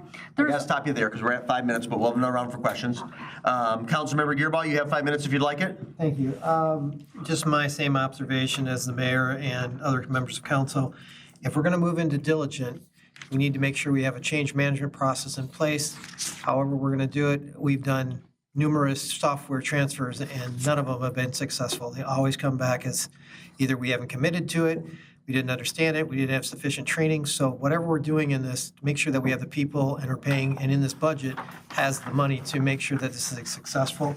My biggest concern is that if we move to diligence, you're going to have all of council adopt it. Part of the thing is when we went to Granicus, we still were going half paper, half electronic. There's a lot of commitment that's got to be done before we move into something where we're expecting everyone to use it and making sure that whatever we do, change management has made sure and evaluated that. As into IT, the only concerns I have there is Mr. Schunk has a lot of projects and things such as security cameras, a lot of items that we're trying to put in place, and whether or not we have sufficient funds in there to either hire it out or to do it. A lot of these projects have been years in the making and they haven't been completed. So I'd like to see that what have we using and what are we expecting to accomplish in terms of major projects related to IT installations or completion. We've talked about cameras at the rec center. We talked about cameras in the park. We've talked about security elsewhere, other software. What is that plan and how does that work for the strategic and what are our achievements? I'd like to know what those goals are and are they in this budget to achieve what we've attempted to try and do in the last 2 or 3 years. As for community development, my concern with that one is does Mr. Akins have a sufficient budget to address our ordinance review? We need to address things related to signage.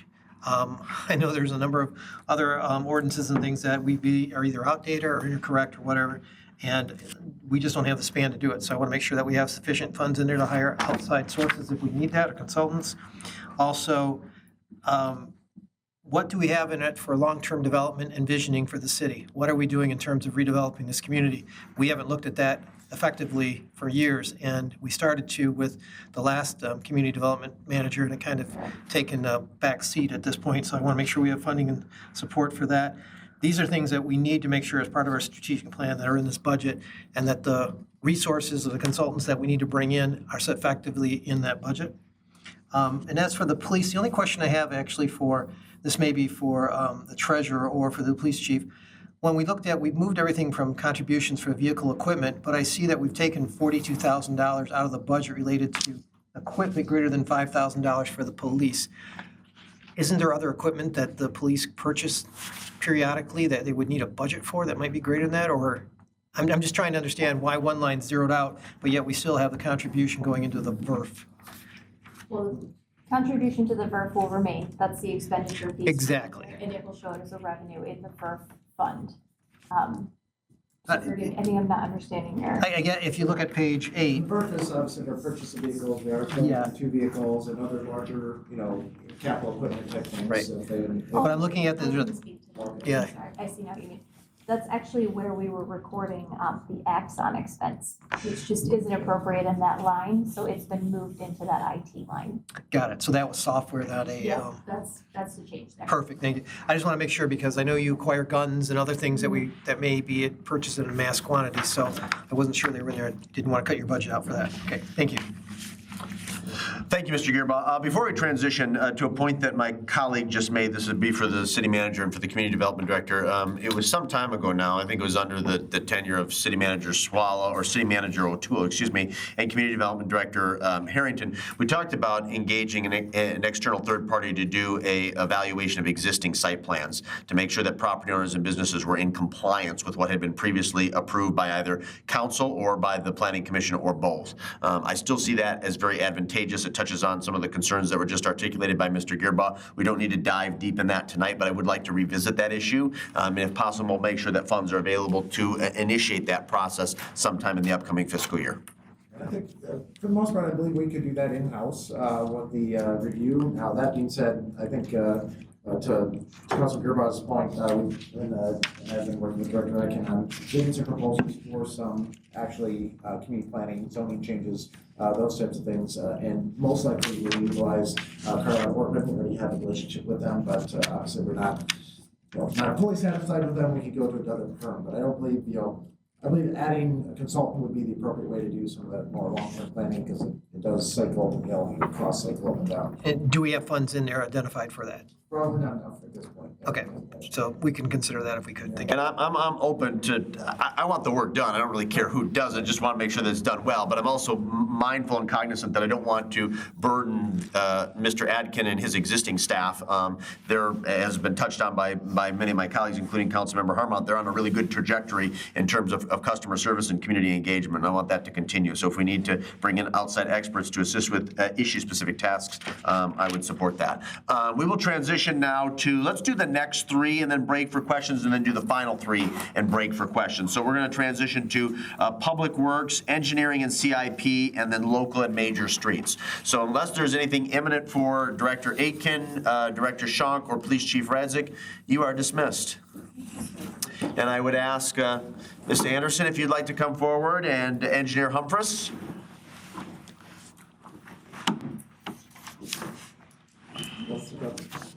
Yeah, so I'm actually going to start. Please do.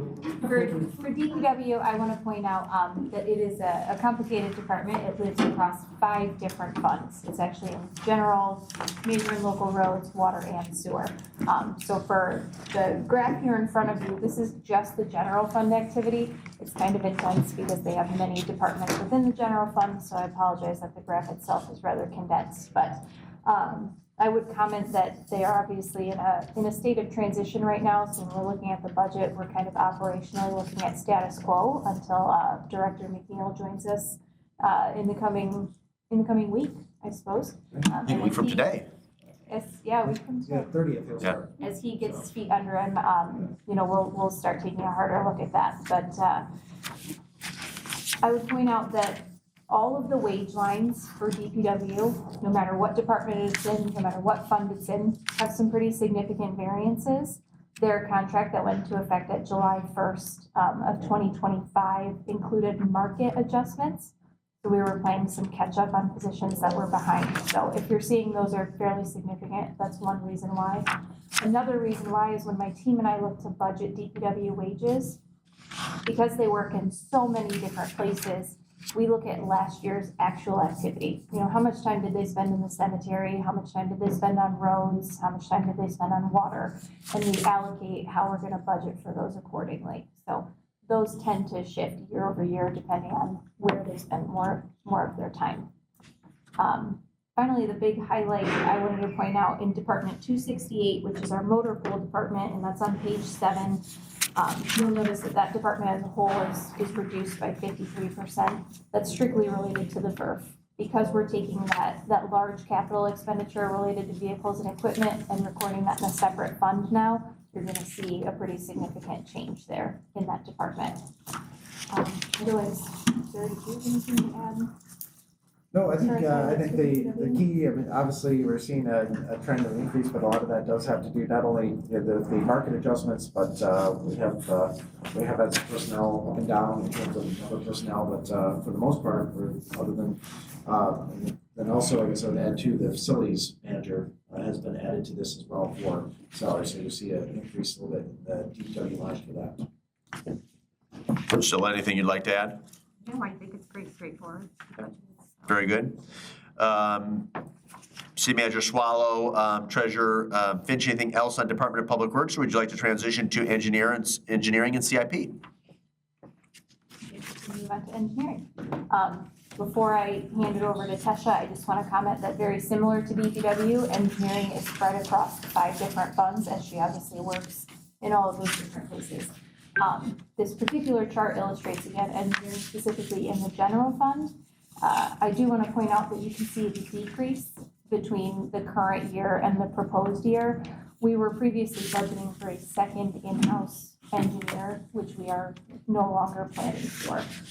As we're, Engineer Humphreys is working with OHM, we're carrying that professional service cost versus the internal wages. Otherwise, I think, Tesha, I can let you.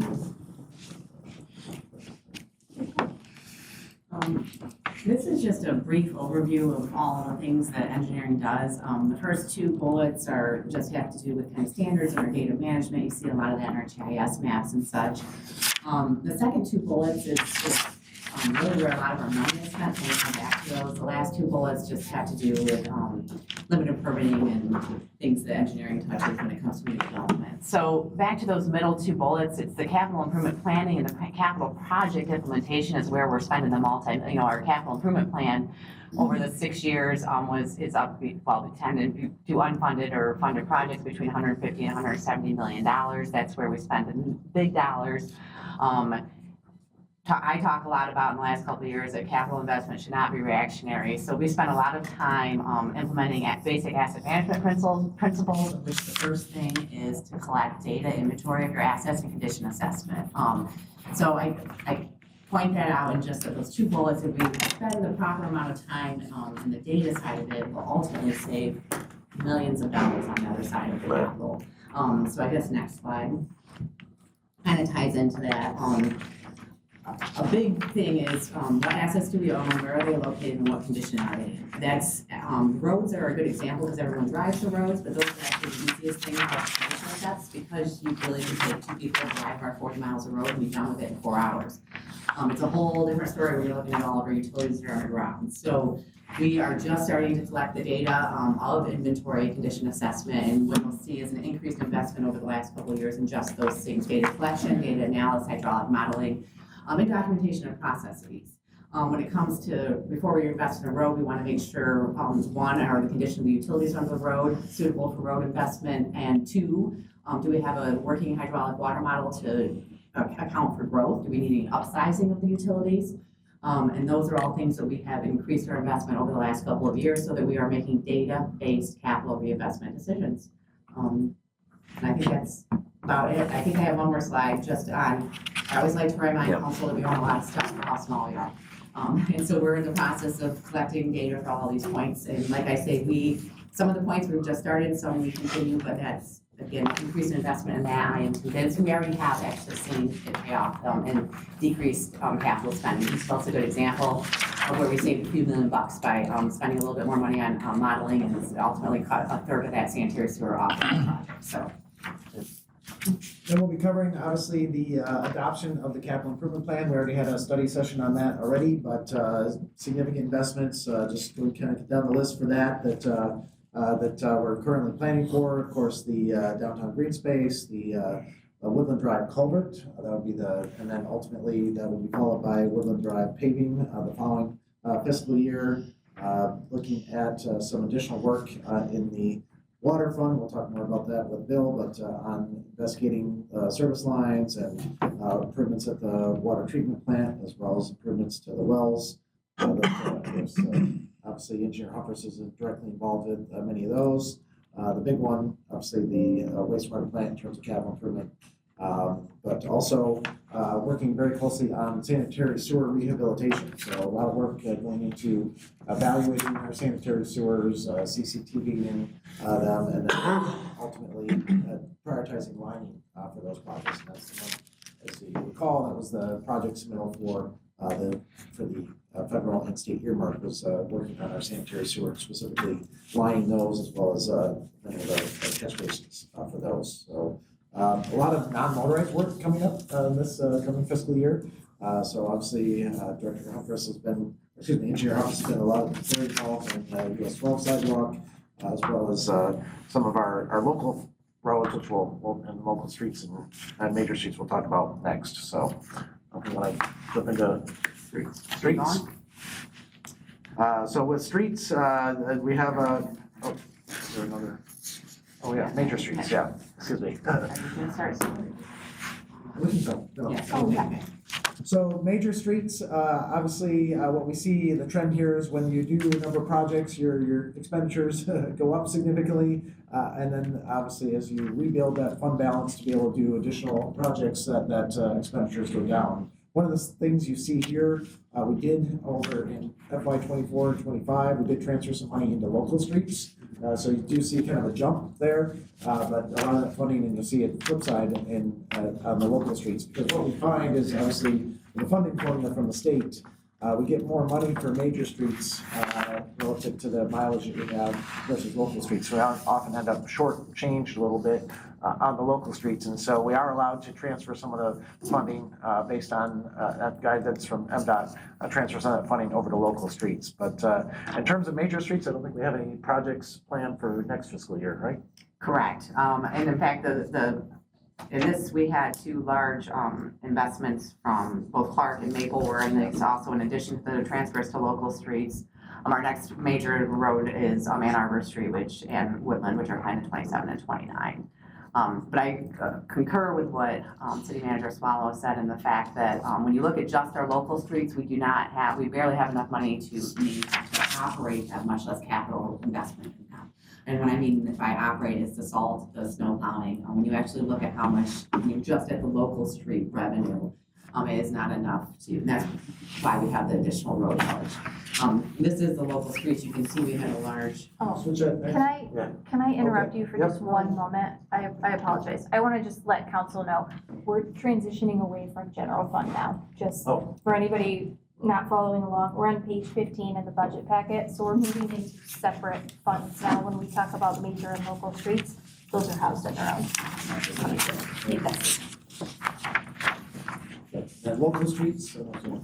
Yes, so local streets, we had a large investment in our, you can see there in the fiscal year 25, that was our 24-25 local street project. And we're planning to do the same thing again, and basically 28 with Northview, another large investment in local streets. Our approved transportation asset management plan allows us to move funding between local and major, which is a big advantage for I think, as far as revenue goes, our majors have other revenue sources, in that we get the federal aid. We have 10 miles of our 13 miles of major roads that are eligible for federal funds. And so we assume that we get about $500,000 every couple of years from the feds in our revenue formula. Very good. Anything else on local streets? Yep, I think we're gonna stop. Yep, and then we'll take the last three. So I have one question, one comment. The question is for Engineer Humphreys. I think we've made tremendous progress on transitioning from a very sort of passe approach, I guess, for lack of a better way to articulate it, with asset management into a much more proactive, or CIP, excuse me, into a much more proactive asset management approach to infrastructure.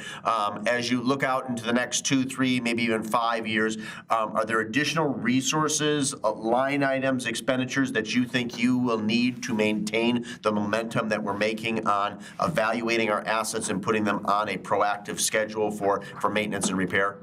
That's a great question. I think we've made, speaking of roads, the utilities underneath the roads, I think we've made excellent, we're making great progress on our models for both water and sanitary sewer, which we're gonna talk about later.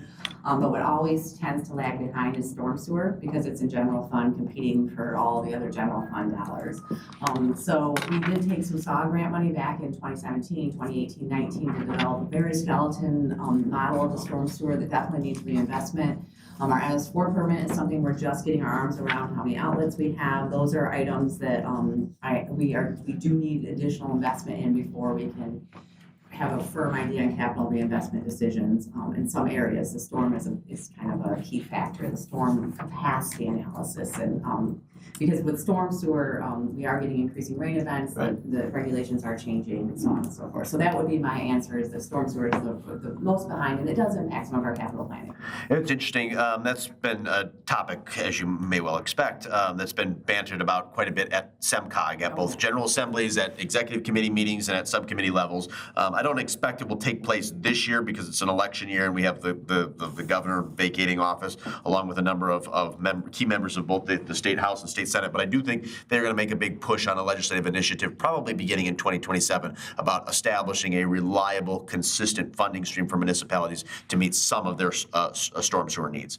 And then the other comment I had was for City Manager Swallow. I attended Senator Irwin's coffee hour this past weekend, and wanted to remind you that the application for his office is different than Representative Foreman. So she just required a simple email. I believe I forwarded on to you a couple weeks ago the portal that Representative or Senator Irwin would like all projects submitted through. I think it was forwarded via his chief of staff, Annie Somerville. And we got to try to get that in by the end of this week. But it's interesting that this particular project would fall under a subcommittee that he has authority over. So the financial picture for the state is not particularly rosy for the ensuing 12 months, but we'll see what we can do. Never hurts to try. Mayor Pro Tem Rice, can I start with you for 5 minutes of questions regarding DPW, major local streets, or engineering CIP? I don't think I have any questions for either of those funds. Okay. Councilmember Harmont, you have 5 minutes if you'd like it. I'm gonna concede my 5 minutes. Easy enough. Let me go to Mr. Hulsh. You have 5 minutes if you'd like it. I yield my time. Good boy. How about Councilmember Del Orco? Yeah, just real quickly, you said we don't have any major road improvement scheduled till FY '29? 27 is Woodland between Ann Arbor and Maple, so that's our next one. Woodland is in 27, and then Ann Arbor is scheduled for 29. Okay. For major roads. Okay, so I don't have the, Oh, I'm sorry, fiscal year 28, but construction season 27. Yeah, so. for Woodland, Yes. Woodland. Yeah, so Woodland, the intent is to start the culvert in 27, which would be like a year from right now. And then do the road when the schools close in the summer of 27. And that's the big major capital investment, the culvert, the Woodland Unfortunately, culvert. over $1 million, yes. Yeah, they're both about, it's about $1 million for the, a little more than $1 million for the culvert, a little less than $1 million for the road. Okay, all right. And aside from that, we have, what big, well 7, is that the other big one? Well, 7 is up and running. Oh, So we have- I guess it's well 8 then. We're looking at another one already, aren't we? We are investigating another site for a new well, but that is really just a test well to although that is expensive. I don't know what the test well is exactly, but just to verify the site and drill a test well to have that in place. Again, that's more. I think we're sufficient with the wells we have currently, but as a reserve, capacity as well as any type of growth, we would need another well. Okay, yeah, I thought I remembered that coming up in asset management.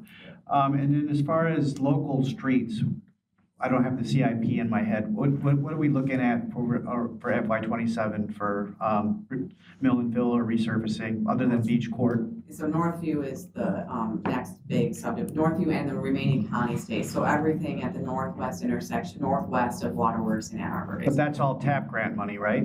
No, that's- Just the ADA ramps, yes, and 27 is TAP grant money to do the concrete. So basically, that's given us just a couple $100,000 back into our road funds because Okay. we're doing all the ADA with TAP grant money. So that's scheduled for 27. The road is actually scheduled for fiscal year 28 Okay. for the mill and fills and such, or which is a full depth. A lot of that's full depth. But the engineering will take place and the Yes. concrete work will take place in preparation Yes. for that. Okay, all right, thank you, that's all I have. Very good. Councilmember Dillon, you have, actually, I'll give you more than 5 minutes if you'd like it, since a couple of people passed on the opportunity. So take 7 or 8 minutes if you'd like it. And I'm not being rude, I'm just going to excuse myself and go to the restroom. Yeah. Thank you very much for trying to understand it. I'm just like kind of on graph fatigue right now, seeing these for the first time, and I'm like a little overwhelmed. And so trying to understand in your engineering graph, that why has your engineering dropped? And what about that? I'm just trying to understand the graph a little better. Specifically for this one, this is just the engineering in the general fund. Engineering is hard to pull out specifically in all the other funds because it's often tied to a project line. Right. But on this one in particular, in the current year, we had budgeted for 2 in-house engineers. And then the decision was made to kind of stick with OHM services and not fill that position. So in 27, I just haven't budgeted for that position. So that's the decline. Okay. There is, like we talked about, obviously our engineering services have ramped up with our projects and asset management, but on that particular one, that's the wages. So then where does the consultant show up on a graph? So there are some consultant fees in 101-445, that's page 9 in your document. So we do see, obviously, professional services engineering that are affected by the general fund. So if there's anything general fund related, but also you'll see engineering and professional services in local and major streets. You'll see it in water and sewer fund as well. So those are projects that are specific to those funds. Okay. I'm gonna sneeze, so I'm gonna like pause for, Yeah. A lot of sneezing up here. nope, it's gone. Sorry. It's contagious. False So it's alarm. purely like a street project. You'll probably see it in 202 or 203, funds. Okay. If it's specifically to a water and sewer project, you will see that show up in a 590, 591 fund for water and sewer. Okay. These are those, but we also have some general engineering services, general support that is captured in this fund, in the general fund. Okay. So I'm just trying to, I'm a little overwhelmed there by this. So one of the things, like, as we start talking about this, is kind of understanding for budgeting purposes where we are with GIS processes. Like, I know there's sort of, you're never going to be done. There's always going to be information to get. But understanding what we've committed to, what we've expended in funds, and what percentage of the project is complete, so we can sort of, because trying to understand, like, should we be putting more money toward the GIS aspect? If that's what we need, if we need the data to make better decisions, should we be front-loading the data? And trying to understand how are we allocating the dollars into making sure, so trying to understand what that looks like for modeling. The system overall is built out in terms of, we have, a module for water, we have a module for sanitary sewer, we have a module for storm, although there's still some work to do there. But now it's really, now you have to collect the data to put into it. Right, and that's what I guess I'm trying to We've understand. got how far along in terms of existing data, like how far along we are. Well, and that's something that I think we are overdue to get back at the asset management subcommittee, that spreadsheet where we have the percent complete of each. I mean, that's where one of the intent of the asset management subcommittee. But I do, right now, our process, I guess, for the GIS specifically is on an annual basis, we bring you that proposal as a summary of what was completed in the last fiscal year and what we're planning to complete in the next fiscal year. We review that with our GIS team. We just reviewed it a month ago. Last year when we reviewed it at this time, we found we were, had a little bit of money sitting out there, so we sent them out and picked up some more structures, right? We might as well use the funds to get GPSing this year. We spent a lot of time revamping our CIPs, so we're the exact opposite. We had a little bit more office work this current fiscal year. We're also having a GIS technician in the office every other week, so twice a month. Proud to say that when they were here a week ago, we had 4 DPW guys standing around their computer, fixing things on our computer, also getting them in space for, getting the stuff out of their heads and into our database, which is a great thing. So as far as the GIS, I think that the system of showing council what we're planning to do on an annual basis is working as well. And if you want to pursue that maybe more as a management company, or there's something more you want to see, I guess we can talk about that. It's more of just understanding, are we allocating the right amount of dollars towards data collection? If we want to make data-driven decisions, where are we in process of getting the data so that we can actually make those decisions? So when it comes to, that in itself is a very loaded question. I mean, if we take, for instance, our storm sewer, right, we're talking about storm and CCTV and rehabilitation of that. We have allocated $250,000 a year for that. We have spent roughly, let's say, we've spent a couple $100,000 CCTV, about 1% of our system. We're gonna spend another couple $100,000 lining, about 1%. I mean, my point is that this money doesn't go very far when we get to the front. That's the point of that.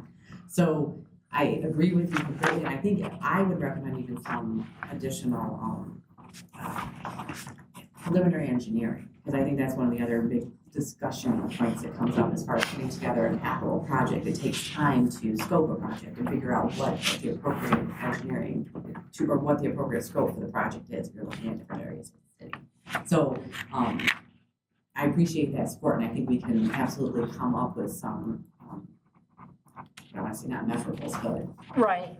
It's just sort of understanding where we are in that, and I don't know what that looks like, where we say, at what point do we have enough data that we feel that we're making the right decisions, since that's what we've said we are doing. I have a very random question, and I can't find the line item, but I know what it is. We still have mosquito control listed. Do we do anything, or is that a dead account that we just allocate to? We do. We actually do that every year. They're briquettes they put in the storm drains. So Okay. we'll be doing that here next month, actually. Fantastic. And then I think I had one other question on here on the street funds. So as Mr. DeLorco had said, so are we doing any local streets in this construction season? So we are in Northview, we're doing the concrete work as well as doing the engineering for it. Oh, what you're saying, like this coming 26? In 26, No. we are not doing any street projects. No, we're building half the street, but no, we're not. We're building the Saline River Valley Trail. Right. And Beach Court is the big capital this summer. Okay, fantastic. It's a road for no cars. Sorry, no cars can go out of it. Good point. DPW cars. They have to have the city of Saline logo to drive on. Thank you, Councilmember Dillon. Councilmember Gearbaugh, you have 5 minutes if you'd like it. Thank you. I guess where I'm looking at a couple things, I mean, you've already identified, even looking at just the local streets, that we have insufficient funding to complete the streets. But when we look at our CIP plan, the number of streets and everything on there, which raises the question, where do we find funding? And this is where I'd like to basically make the consideration of when we look at where we're allocating general fund dollars, subsidizing other activities and things, this is where we could be directing more of our general fund dollars, even though it may not specifically be identified for it, but a $400,000 contribution to streets would significantly support a bond issue to do more work in our city. So as we look at where we're trading off our funds, we have to look at what are our essentials and our primary things that we need to do as a government. And this is where I see one of the things where we're falling back behind. My question is a couple things for DPW.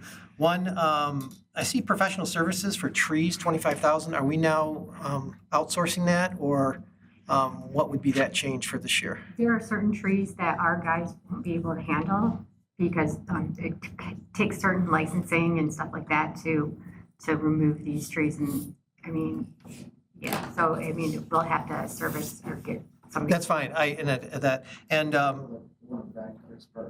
Yeah, I mean, there's certain trees that we just can't, we don't have the. You know, the equipment, for it. exactly. And when I saw that, I didn't know if we were allocating. And I know I was one of the ones that supported the DPW salary increases because we needed to get to market and everything, so that's understandable what's in there, and appreciate what we've done for that. The one concern I've mentioned to the city manager too, I would like to see streetlights put on Maple Road. That's a consideration right now. I mean, we have our own issues with DTE related to other streetlights and contractors and whatever, and maintaining them from either Michigan Avenue or North Ann Arbor Street. But Maple Road only has one light where it's at that crosswalk at the Hawk signal and maybe at the intersection. But that road is very dark, and now it's a city street that we own on both sides. And so we should be looking at whatever we need to do to hopefully update that in the next year or two. When I look at engineering, I guess I'm looking at what we had committed for the budget in 26 and then looking what we're doing in 27.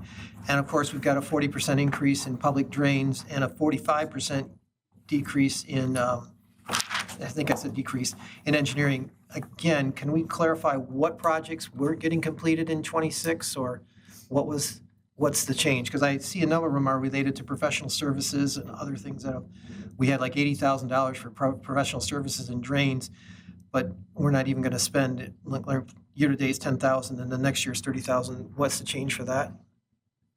Basically, the MS4 permit is finally off the dead center. We've been budgeting and assuming that it would get moving ever since I got a violation letter from Eagle a couple of years ago. So what we've done in the past year is we've nested the schools with our permit, which is saving us money, and we just the permit is due April 24th here, so it just is behind schedule, the MS, because of Eagle. That's the short answer. And so, but again, so are we going to have another violation? That raises another question, but I want to make sure that whatever's completed, that gets completed. I just didn't know why if we had $80,000 allocated for this year, what didn't get done?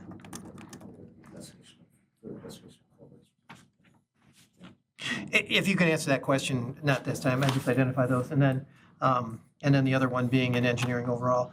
And then the only other thing, when I look at, when we talk streets, with Ann Arbor, are we still considering a roundabout at Bennett and Ann Arbor Street, or is that, because I'm not sure what that had been discussed in our previous meetings, but I hope not. The roundabout, we've filed the report for the roundabout, as far as we were looking at the right of way, and we still have the right of way issues at Ann Arbor and Bennett. The idea was that the carbon reduction funds, we could get the roundabout for free, as opposed to a new light there, but the carbon reduction funds aren't the same. That was before the current administration and the Fed. Okay. So those funds are likely gone. So yes, the roundabout was only proposed because it was a cheaper alternative, because roundabouts were free under carbon reduction funding, and my understanding that whole funding structure has changed with the administration. Don't think you'll get All of the carbon reduction, all of the environmental, all of those have dollars gone have- away. Lots of shifted their whole, yeah, exactly. Very dumb.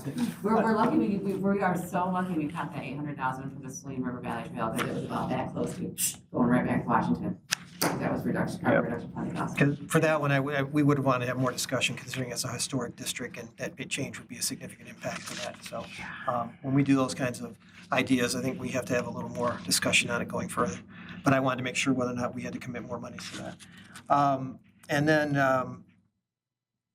I think that's it for me. Thank you. Very good. Well, Priscilla, we thank you. You're welcome to leave unless you're. Yeah. No. You want to stick around?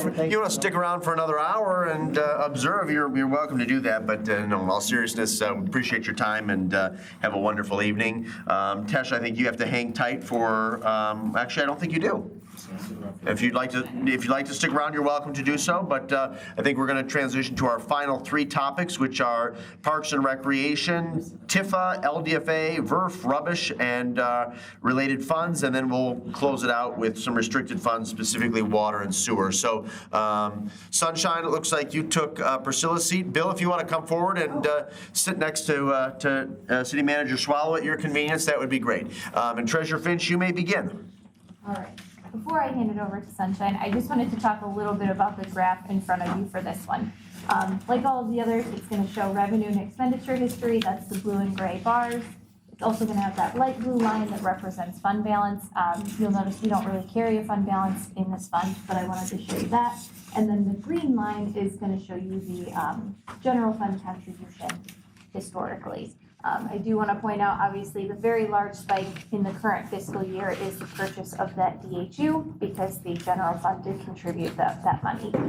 In '27, we are looking to come back to the $400,000 contribution from the general fund to support operations and facility maintenance. Otherwise, I think I'm going to let Sunshine take over for a few minutes. Wonderful, thank you so much. So good evening, Mayor and Council. So tonight I want to walk you through the Parks and Recreation portion of the fiscal year '27 budget, and I'll address several highlights in this year's budget and the factors that are driving them. The rec center remains one of the most utilized community assets in Saline. And our goal is to ensure that it remains financially responsible while continuing to provide a high quality service and facilities to our residents. And Treasurer Finch touched on that slide. I was going to talk about that, but she already covered the information for that. If we could go to the next slide. Does she have? Hold on one second. You got it. Thank you, Sarah. Okay, so this is an overall budget snapshot for the 208 line item.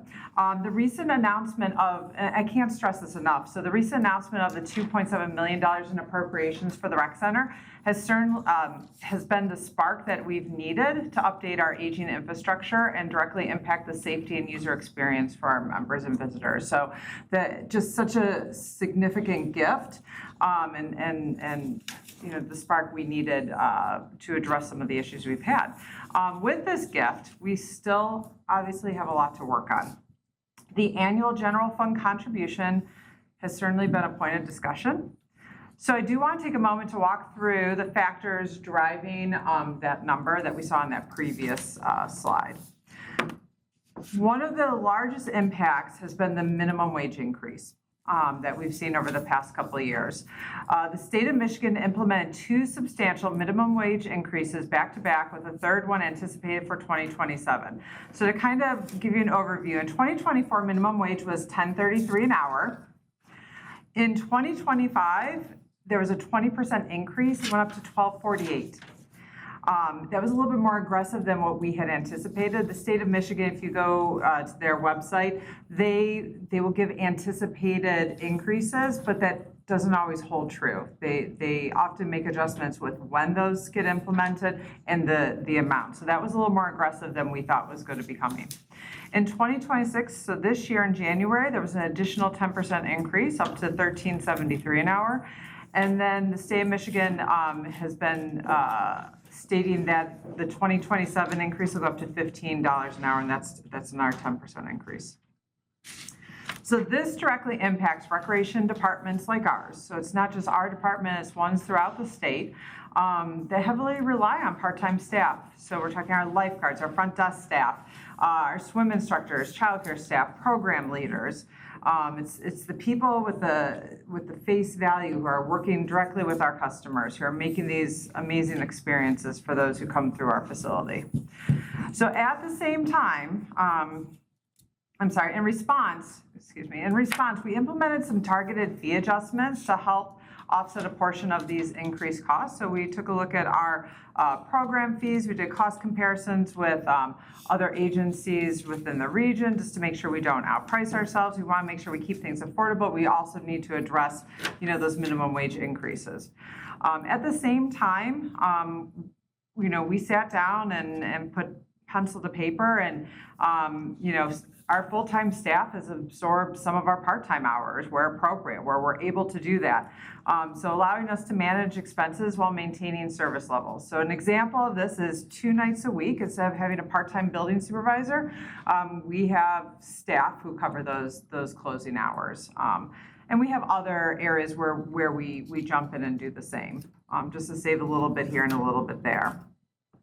So other cost drivers, not just the minimum wage increase, but other cost drivers that pose challenges include the significant increases in fringe and retiree benefits, as well as increased costs related to our aging facility and equipment repair. And I know you've heard me say this over and over again. The facility, it was built in 1991, and it is certainly showing its age. So when we talk about retiree benefits, I just want to give an example. I've been really comparing, because the previous slide, if you see the general fund contribution from fiscal year 23, and then we look at where we've kind of grown to. So in fiscal year 23, that retiree benefit contribution was $80,000, a little bit more than $80,000. Whereas for this coming fiscal year 27, we're budgeted at $147,000. So that's about a $67,000 increase. When we speak of the aging facilities and equipment, there is the positive news with the $2.7 million in appropriation, and that really could not have come at a better time. So these funds are going to address the much needed capital improvements as outlined by our 2025 Plant Moran assessment. So the improvements will address safety and user experience. That is definitely a key priority. We want to be able to attract more users into the facility. We want to ensure that they are safe. Our pool deck, as you know, is in a state of disrepair. We've been cited by the county each year for the past several years due to the surface. These improvements will help attract and retain members. It'll freshen up the facility. It will help reduce some of our maintenance costs over time, and it should extend the life of the facility. So investing in the facility now helps prevent larger costs in the future and positions the rec center to remain a strong community asset. So when we look at the performance outlook, I do want to touch on just some of our programs that we've seen some positive news coming out of. So first is our personal training program. We had run a really strong program, and then there was a significant dip.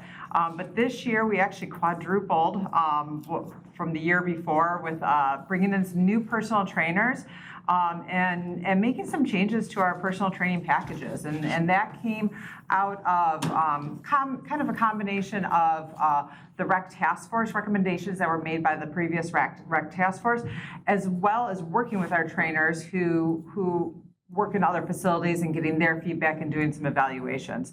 So essentially, we went from between $4,000 to $5,000 in revenue to about $19,000. So that's a very positive jump for us. Our aquatic specialty classes, our aquatic manager, Sarah Zetlow, has done a wonderful job of growing our aquatic programs. So in addition to our Red Cross training, so that's lifeguard training classes, CPR classes, we've done some babysitting training classes, as well as the Take Your Mark Progressive Skills program. We're going to be expanding this line item with the introduction of a new master's swim program this summer.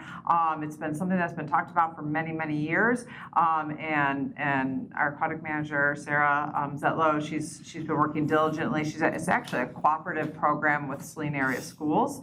We're hoping that they will host meets because we don't have that capability to do so, but we'll host the trainings at the rec center. So that'll mark an improvement in that line item. Swimming. So you've heard us talk about the swim school. We just had our 1-year birthday party celebration. We've doubled our number of students since starting the program. Our enrollment right now is topping over 200 students, and we went from about $77,000 in revenue to projected $164,000 as we head into fiscal year 27. So that's positive. I know many of our classes are full. We're starting to build some wait lists. It's a balance, trying to make sure that we have appropriate staff and we're interviewing and getting ready for the summer. I always like to talk about Kids Camp. It's just one of those consistent programs, so we continue to see a steady annual growth. We increased, the fees for that program once again this year, due to the demand. And it really accounts for, when we look at just the programming budget, about a third of our programming budget revenues. And then there's other programs that just consistently contribute to the health of the budget. So those are tennis, our birthday parties, our water aerobics classes, our special events. Those bring people into the rec center. We actually see a lot of people who maybe don't have memberships or we don't see them regularly, but the special events draw people in, and then they can take a look and see what we have, and a lot of times they come back for more. And then our adult leagues that we run. I want to touch on our membership and day passes. So they account for approximately 40% of just the overall revenue of our budget, and we see an opportunity for growth. Okay, so we've had, I'd say we've stayed consistent, maybe some slow growth, with the memberships. We, each year we've implemented increases in the fees. But I think we've stayed about steady with the numbers of members. At the rec center, we have a little over 3,000 members within 1,300 membership packages. So this past year, presented challenges to us, particularly with the inconsistencies and temporary shutdowns of the aquatic center due to, the failures with the dehumidification unit. And that impacts our member experience. Our hot tub is down. We have people who really do rely on that. So as we address some of these infrastructure concerns, it helps bring consistency. I can tell you, since we installed that Soresco unit, the pool temperature the lap pool is consistently at 82.4 almost every single day. That means a lot to our swimmers. They come in, they'll notice a half-degree difference. We'll hear about it. The front desk will hear about it. Brian, our maintenance, Brian Sprout does maintenance, he will hear about it. When the air temperature is cool, when it's, that becomes frustrating. So the consistency we've seen, it took a little bit of time for balancing. We kept bringing engineering back. We'd bring, the contractors back, but we are now looking really solid in the aquatic center and great feedback. For those of you who spend time, and maybe Tremaine, you might notice it's quieter than it was. Yeah, which again, that's great for our staff. It's a better work environment. We're also, because the air is being recirculated in a proper fashion, it's not seeping into the rest of the building like it had been. So that was corrosive. That impacts our fitness equipment. It impacts our dumbbells in the weight room. It impacts a lot. So this has really been a positive project that we had worked on. Okay, so yeah, let's go to the next. Thank you, Sarah. Okay, so slide 3. So I want to talk about this, which was presented in our 2025 REC Task Force report, so it should be somewhat familiar. So the task force took a comprehensive look at the long-term sustainability of the rec center, provided recommendations to strengthen operations and enhance program offerings. And in addition, we had contracted with Plant Moran, and their report highlighted the importance of continued capital investment to maintain and improve the facility. So together, these efforts gave us a clear path forward. As we invest, so you look at the capital investment, so as we invest the $2.7 million in capital improvement and we continue to enhance our programs and our services, we expect to see increased community interest and engagement. So more people coming into the facility. So this will help support our membership and help grow that membership and then move us more towards sustainable operations. And then once we can get into more sustainable operations, obviously we're able to then at that point continue to invest. And so, we can't fix it and walk away. We have to continuously, have a plan moving forward on how to address, because any of this equipment only lasts so many years, right? So 2 years ago, we got a new domestic hot water boiler. So looking at that, and we're talking about asset management, just being prepared for, the lifespan of that piece of equipment and knowing that down the line we'll have to address that again. So in closing, for my section, I kept coming back to the, what does the Parks and Recreation Department do? And when I look at the mission statement for the City of Saline, so I looked at the 2023, City Strategic Plan. The City of Saline mission statement says that our mission is bringing people together to build a sense of community, to provide reliable and sustainable public services, and then to elevate and grow for now and tomorrow. And I think if you look at Parks and Recreation, we check all of those boxes. So the rec center and the Parks and Recreation programs play an important role in the quality of life in Saline. They support health, recreation, programming for youth and adults and seniors, especially seniors. We see such growth in that area. And our community events that bring people together. So this budget reflects the realities of our rising labor costs, necessity for facility improvements, and the broad role that we play in serving our community. We remain committed to operating responsibly while continuing to provide programs and services residents expect. And with our 2026 Rec Center Task Force Implementation Team, we're going to be kicking that off within the next week or so to start addressing several of these issues. Very good. Thank you, Director Lambert. City Manager Swallow, Treasurer Finch, you want to transition to TIFA, LDFA, rubbish and service funds? Absolutely. So this is, obviously, just want to touch on this briefly. These are some funds that work in the background that we don't always pay close attention, but are critical for that we do provide. Well, we mentioned, the LDFA is no longer generating capture. Our TIFA district, which is obviously fairly broad in terms of the geographic area it covers, is still generating a significant capture and supporting a lot of projects like the Saline River Valley Trail, Woodland Culvert, Saline Main Street, of course, dam repairs and maintenance, and our downtown green space. So still a critical funding source for a lot of different projects, and really it contributes a lot to the capital needs in those. So I know there were some questions about how that functions. I think this is a great graph that shows how that capture occurs. And again, the advantage is we also get to capture some of the other tax revenue from the other taxing jurisdictions. So it's in addition to just our local Saline taxes. So, is that? Yep.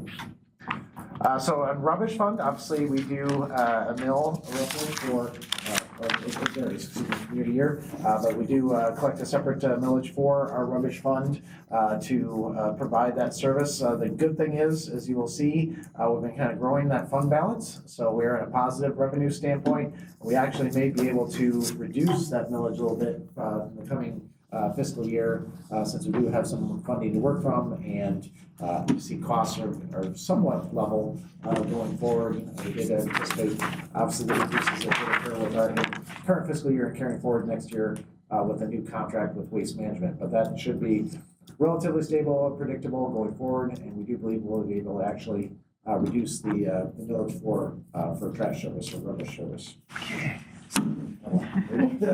Yeah, I would just comment that that's part of those March board values that have just been finalized. I'll use those now to calculate what the actual millage rate will need to support that service. Great. And then we've talked a little bit already about the vehicle equipment replacement fund. This has pulled out of the general fund so we can track this more closely. Obviously, Treasurer Finch and the department heads did a deep dive into their vehicle and equipment needs over the next several years, and that's actually projected out in the capital improvement fund, or capital improvement plan. The other thing we want to mention is we are increasing the contribution by about 4% across the board from the various departments that require use of the vehicle equipment replacement fund. The idea is to build up that fund balance a little bit so that we can replace equipment as needed. For example, how old is your pickup truck?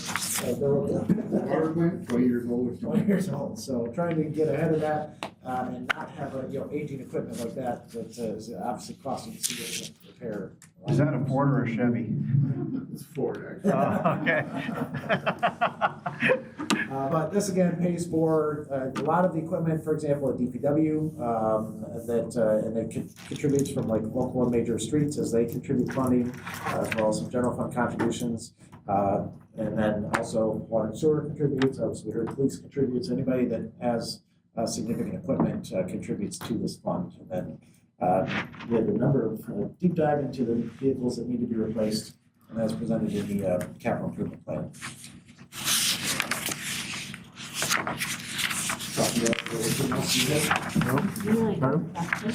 Okay. transition to the next slide, please. All right.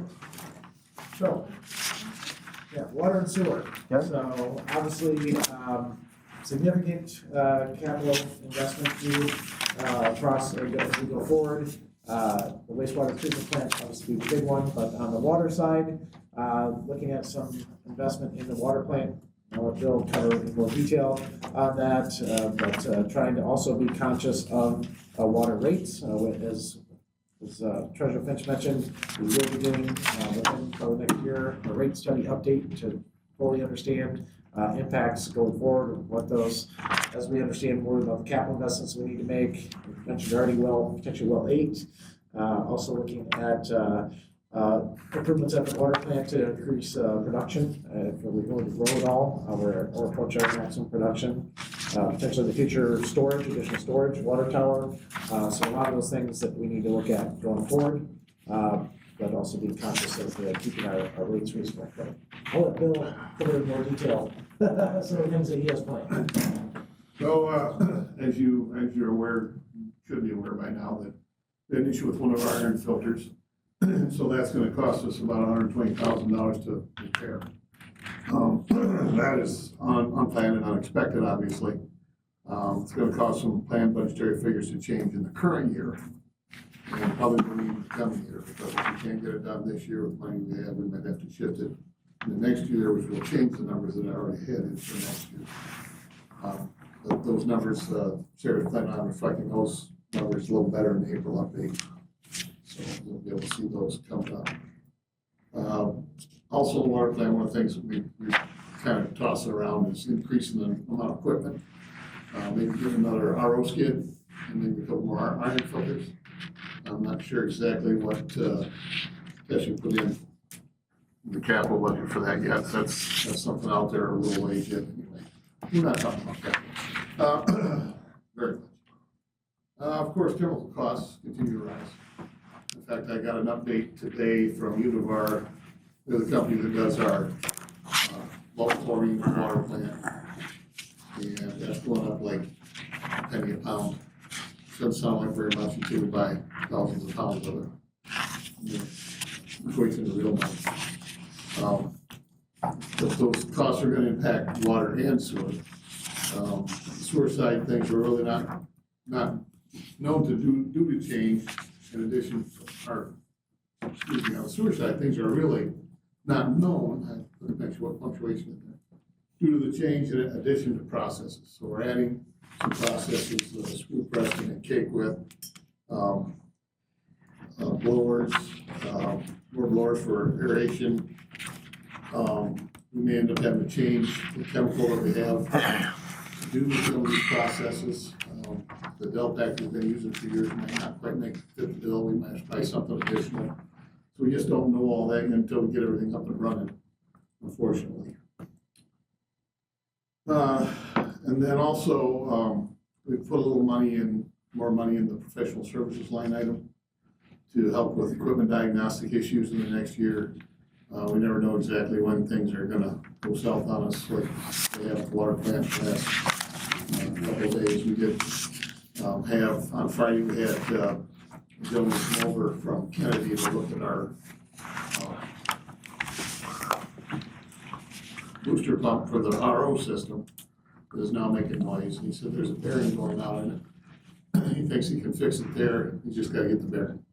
So hopefully, I think this week we'll have a good idea how long it's gonna take. He said we can still run it, and not sure how long it will actually last if we do that. So that's one of the reasons we got to put some money in there for diagnostic for professional services. And the sewer, like I say, the sewer budget is not gonna be the same as it is in the past. It's gonna change, whether it goes up or down or sideways, we really don't know. Because the different equipment, the motors, the electrical, the chemical needs, the actual cost will take some time operating the new plant up and running and equipment before we can make accurate forecasts as to what we're gonna have for electricity and chemicals. Sludge hauling, landfilling, and all that good stuff. So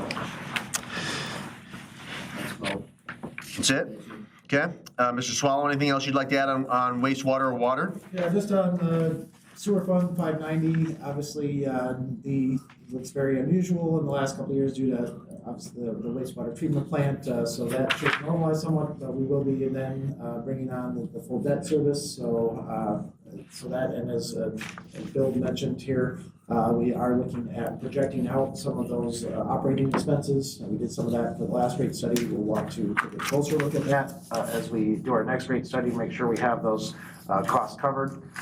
So with that, we should look somewhat more normal, if you will, or back to a new normal in the sewer fund after fiscal year 27. So I don't know if there's certainly take any questions. Before I do the last round of questions here with my colleagues vis-a-vis the last four issues, which is actually more than four that were addressed, Parks and Recreation, TIFL, DFA, VERF, rubbish, water and sewer, we will need to have another meeting discussion about the proposed budget. You had mentioned earlier today, Mr. Swallow, potentially having a work meeting prior to the second meeting in April, which is the 20th. There's also the possibility of doing a work meeting on the 6th, but I'd like to inquire at this time if there would be availability from staff to do a special meeting on Monday, the 13th. My concern with doing something before a council meeting is it limits the amount of time that we can devote to this issue. And as has been noted by several of my colleagues, adopting a budget is probably the most significant responsibility we have in any given calendar year. So I guess I would defer to you if you and your team could be available 6 p.m. on April the 13th if council was amenable to meeting at that time. I can.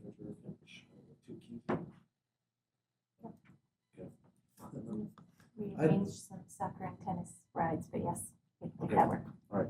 I don't know, we can maybe, if there's specific questions, we could not necessarily have all departments. I don't know if there's, some focus there or. Well, I would certainly encourage my colleagues, if they do have questions or points of clarification, to email you in advance. I think probably having you and Treasurer Finch as a start, it might be necessary to have Director Lambert and or Engineer Humphreys, but we'll play it by ear based on the comments and feedback you receive. When I defer to you for questions and comments here in just a moment, I would ask that each of you indicate what your preference is. If you'd like to do a work meeting on April 6th or the 20th, or you'd like to have a special meeting to reconsider the budget on April the 13th. And I'll defer to Mayor Pro Tem Rice in just a moment to ask questions regarding this round of presentations. I do have a quick comment at this point to Director Lambert. As was noted at our most recent council meeting, improvements to our parks, not necessarily the rec center, but our parks is also going to need to be a key priority for us. And that many of us have noted that there's been the absence of key strategic investment in our municipal parks over the past several years, and we want to rectify that. And there's a solid plan put forth by the Parks Commission at the last meeting, and there were two sort of low-hanging fruit items that I think we ought to pursue in the short term. One was some minor work to the pavilion to improve that from a safety perspective, and then also to engage an independent third party who I think helped install or build ROMP 30 years ago to do an evaluation and assessment on that structure. I guess I would ask or recommend two things. One, I hope that we can either discuss or take action on that at either our next council meeting, which is the 6th, or on the 20th, and that the funding can be available either in this current fiscal year, or we can make it available at the beginning of the subsequent fiscal year on July 1, because I'm very interested in moving forward on that. We still have a long way to go to get to the final vision of how we could transform Mill Pond Park, arguably our nicest park, into something that's even greater than it is today, but we need to take these additional steps, and I'm hopeful that we can do it in the next 30 days. Councilmember Mayor Pro Tem Rice, you have 5 minutes for questions if you'd like it. To follow up on that comment, Mr. Mayor, Parks is one of the commissions that does request a budget each year based off of things that we know that, we do every year, but then also improvements we want to make to the park. So we still have some money left over from what I'm looking at from last year that could potentially cover that $2,800 for leathers to take a look at that assessment. And then we have also budgeted for next year for additional assessments. And from what I understood, DPW has budgeted for the roof and the Right, that would come out of DPW. Yep. Yeah. So we've had those preliminary conversations, and if you look at the Parks Commission budget, there is an $8,000 request for next year, and we do still have a large chunk of money from this year to fulfill some of those. What page are you on there? Page 11. I'm less interested where the money comes from, more interested in just getting this done. My Yeah. question is, does council need to approve, since we approved the budget for last year, would council need to then again approve $2,800 towards that assessment? Happy to bring it back. I think I would just bring it back to the next council meeting. Yeah, Happy to do that. yeah. Makes it cleaner. Sure. Yeah. Please proceed if you do have any questions or comments. Sure, yeah, I have a couple of comments. Let me go back to my pages, sorry. One of my comments is that as we put together the new, the just sort of the enhanced implementation group for the rec center, I would question whether or not some of our experts on that panel have some tangential, anecdotal information about improvements that they've made to other, like Tony to the YMCA or Greg to the Canton Aquatic Center, just like what that increase in membership looked like. I realize that those communities will be different, they'll look different, but just tangential information would even be helpful to kind of talk more at length about that. My second question is, when we look at this budget, and I am not saying this in a pejorative way by any means, have we taken a deep dive into some of our programs that really are not bringing us in revenue streams?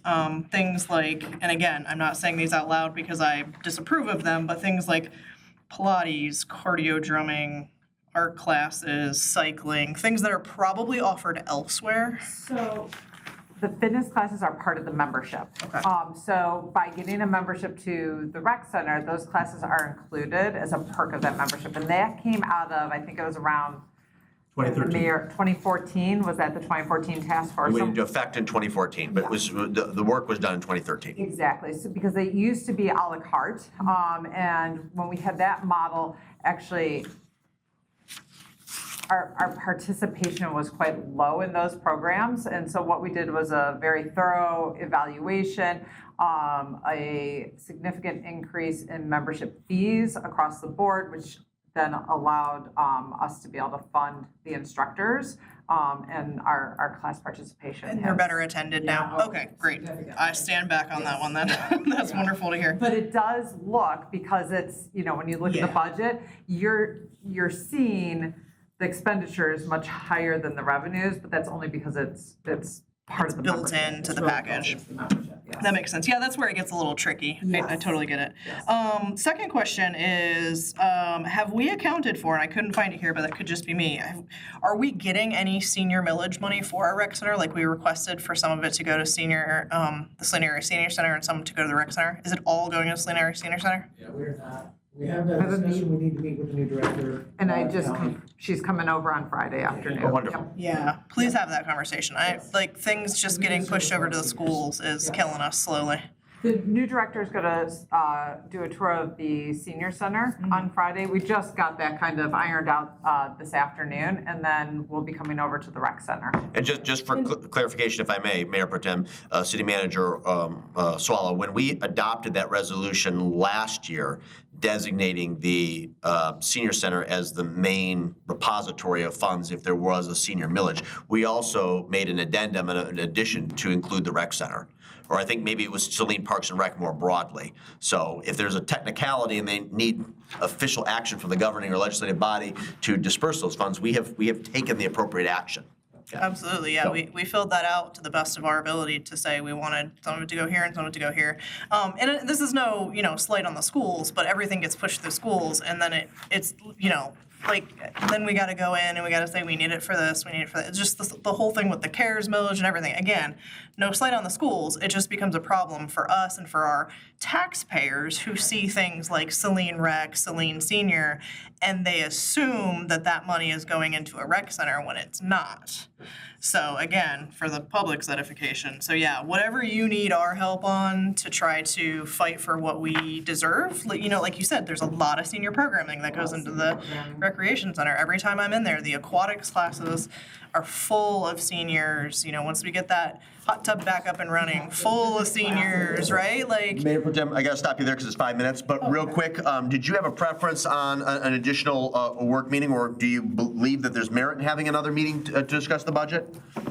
I'm fine with whatever. Okay. I'll transition then to Councilmember Harmont. You have 5 minutes. So there's a comment about the 2.7 million, and it's saying that it's going to reduce long-term maintenance costs. I would like to know, this kind of goes into my next question, but I'd like to understand how those are estimated to offset specifically those items and what how we're offsetting and the dollar amount offsetting. And then with regards to the general fund, I know we've allocated $400,000 for this next fiscal year. I guess my question is how much moving forward is going to be covering the operating versus the capital, additional capital? And then I guess I have a third question, if I'm getting all my questions out here. Along with kind of inversely to Councilmember Rice's question, what's working, what's not working, and are there any high participation wait list programs that we need to maybe invest more in, like those camps that seem to be revenue generating? Is there something we can do to kind of double down on that, to add more capacity to those items that have wait lists? Yeah, so, when we talk about the wait list, especially at the swim school, I met with our aquatic manager and she's working on obtaining more instructors, right? It's really important that we balance quality programs so that we retain students. But yes, we're actively, interviewing and this past, probably about 2 months ago, we brought in an additional instructor and we were able to add more sections, which helped us surpass the 200 mark. So yes. Are we capped on the kids camp? Registration will open up in April and we will see. So one of the examples, this summer, there's 12 weeks of school. So that kind of came as a surprise. It's just the way Labor Day falls in the calendar. So normally summer is about 11 weeks. So this year will be 12. We lose a lot of our staff. They're going back to college. So we're actually going to be contracting with a group that runs some soccer programs for us, and they're actually going to run like a camp because they have staff. So we're going to offer some specific camps, but not using our staff to help accommodate those families and not leave a gap. So that's some of the things that we're working to do. Okay, and then those other item questions I had. 400,000, whether it's So where it will help in terms of, well, let's just start with I guess your first question was the 2.7 million. Where we're looking at is we have some expenditures, if you look at the history and building repair and maintenance line items that are a couple different places, just looking at the generally speaking, that 28756, 757, 931-000. So we have had some fairly large equipment replacements, obviously DHU being the major one. So we're looking at, with that 2.7 million, we're going to knock out a lot of those equipment replacement things that are on the current schedule for replacement. So it will reduce the long-term maintenance costs in not having to replace equipment or rehab equipment. So things like pumps, things like HVAC units that are, near the end of life that are requiring significant maintenance costs. So that's, and do I have an exact number? No. And the other area where we're looking more closely is also energy efficiency. Obviously newer equipment is going to reduce some of the electrical costs, but that's a hard one to exactly nail down. So in terms of 400,000, I'm just looking at some history. There's probably been, a quarter of that at least that has gone to significant equipment replacement at least. Probably 3/4 of it though is for operations. So if we spend the 2.7 and we're going to continuously need these maintenance, are we going to be back in a situation where we're going to need another lump sum of money in order to maintain? If you look at that plant brand report with all of the capital needs in the building, the short answer is yes, there will be an ongoing need for capital replacement. If this does not, the 2.7 million does not completely solve. It's a nice chunk, but no, we still have to address the capital needs of the building, and that'll take care of. I think there was a total of about 10 million that was identified over the next 10 years. But about $1 million a year that was recommended. So if you look at some of the numbers pre-pandemic, we were actually starting to build fund balance for the 208 fund, which was great. But in 2020, we were looking to address the pool deck, and that just didn't happen. We didn't have the funds to do that.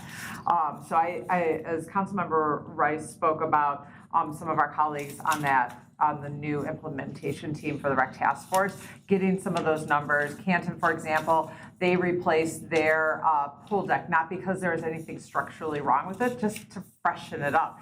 And they saw a surge in membership sales after they reopened from that project. So, but that's more like these conversations that we've had with some of our colleagues through different. Yep, I gotta stop it there because we're over the 5 minutes. Councilmember Harmon, do you have a preference on a follow-up meeting, or do you want a follow-up meeting? It sounds like we're pretty stacked for Monday, the 6th. I would vote for this 13th. Okay. Yeah, but I don't think that I need a follow-up meeting personally. Okay, appreciate that. Councilmember Hulsh, you have 5 minutes for questions, comments regarding any of the 3 issues that we discussed at the tail end of this meeting. Yeah, a lot of actually related directly to the rec center. I'll probably ask a lot of those. I'll get a lot of those answers in the rec center implementation task force. Couple questions that I had, kind of one piggybacking off of Nicole's question. What criteria, or is there a set criteria for how we delineate which classes, our land-based classes, are free, and which ones are ultimately still a la carte? So we were trying to add like a TRX class that would be a la carte. And unfortunately, we ran a couple sessions to try to gain some interest, and there just wasn't. So we cut that right away. Most of our classes that we're holding that are part of that, so pre-pandemic, we had over 40 classes a week that we were offering. We actually brought that down because of the challenges we were having, with the budget overall. So now we're at about 25 classes per week. And then my other question is, and this is open to Sunshine or Treasurer Finch, what is the current rate of change or the year-over-year change in the general fund contribution since about 2019 when things kind of went wonky? I think it used to be around 250,000 was the hopeful. After 2020, it was around 250,000, and then it jumped to the 400,000. I have to look back and see 2019. Oh my gosh, I don't think I did that. 2019 should have been pretty nominal. 2019 was round up. Between 2019 was about 2021, 150,000. Yeah. operating on fund balance, because they had, like Sunshine had mentioned, they had actually built up a pretty healthy fund balance. I'm sorry, it's not as much further back than it is.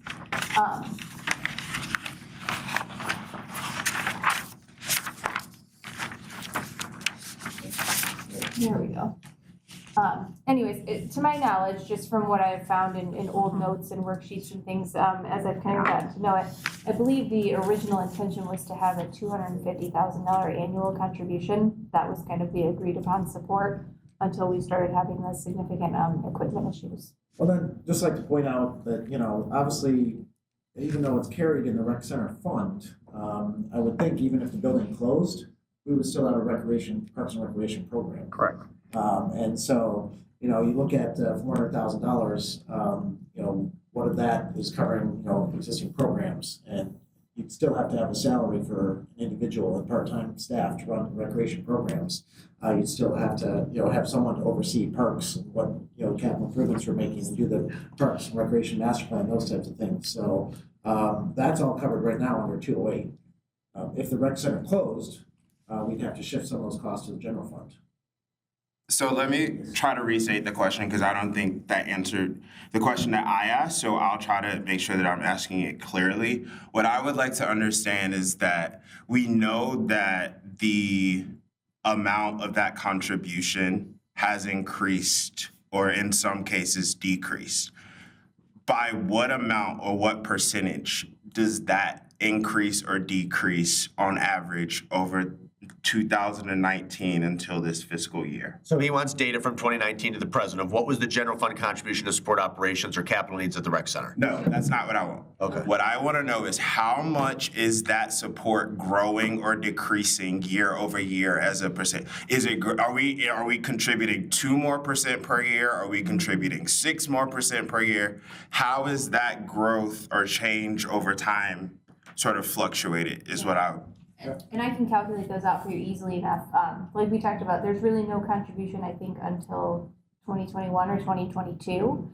Okay. And the overall percentages will vary pretty drastically, especially with the DHU purchase, in this year and things like that. But I can get you the overall. Yeah, I would love to see just the rate of change over time to understand when I think about operationally, that's kind of the number that we all have identified as the number that's got to significantly be reduced. And so when you think about making a metric or thinking about a North Star and how we do that, I would imagine that we're trying to decrease the amount that rate of change changes per year. So that's where that question came from. That's a teal line you see on the graph. Yeah, that's what I was She gonna can say, assign yeah. a Right. percentage to that. Right. I got to end it there, Councilmember Hulse. That's 5 minutes. Do you have a preference on when we meet again, or do you want to meet again? I don't need a meeting, and both the 6th and the 13th are kind of bad for me. So if we do need a meeting, I would vote for the 20th. Okay, fair enough. Councilmember Del Orco, you have 5 minutes if you'd like it. And again, if you'd like an additional budget meeting and when you'd like that to occur. Okay, thank you. I think I'm going to defer the majority of my questions until after we get some recommendations back from the implementation team on where things are going and what we can and cannot use grant dollars for. I think that's a big question mark right now. I will say that it does seem like there's pretty clear indication that we can use the 2.7 million for the repairs on the hot tub. And I think that's going to be important because we're likely losing memberships as we speak, possibly hemorrhaging memberships because people can't use the hot tub. So the sooner we can get the funding agency to release the funds and develop a work plan and get RFP out for that, then I feel like that's the next step. And I'm focused right now on next steps for the rec center. And hearing back from the implementation team is going to be important for me on that piece. Bill, I think you did a great job of summarizing what's going on with water, sewer, wastewater. That felt pretty straightforward to me. And I had a lot of my questions around TIFA, LDFA, and VERF answered by Treasurer Finch in our meeting last Friday. As far as my preference on meeting next, I think a work meeting would be helpful for everyone to take a deeper dive on the budget, look at their questions and bring them back. I don't know if all of the department heads need to be here. Maybe we can email some of our questions in advance. But my preference will always be to do something ahead of the council meeting simply because I can't really get here by 5 o'clock. I'm always cutting corners and leaving work early to do that kind of thing. So if it's a 6 o'clock meeting, I'll be here. If it's a 5 o'clock meeting, I'll be late. Okay. Yeah, I think what I was initially proposing on the 13th would have been 6 p.m. I'm not sure we're going to need a 3-hour session, but 2.5. Okay, that's fair. Okay. Thank you. Councilmember Dillon, you have 5 minutes for questions if you'd like it. Thank you. Here, we'll start with sort of the easy lift, which I think is going to be Mr. Briggs.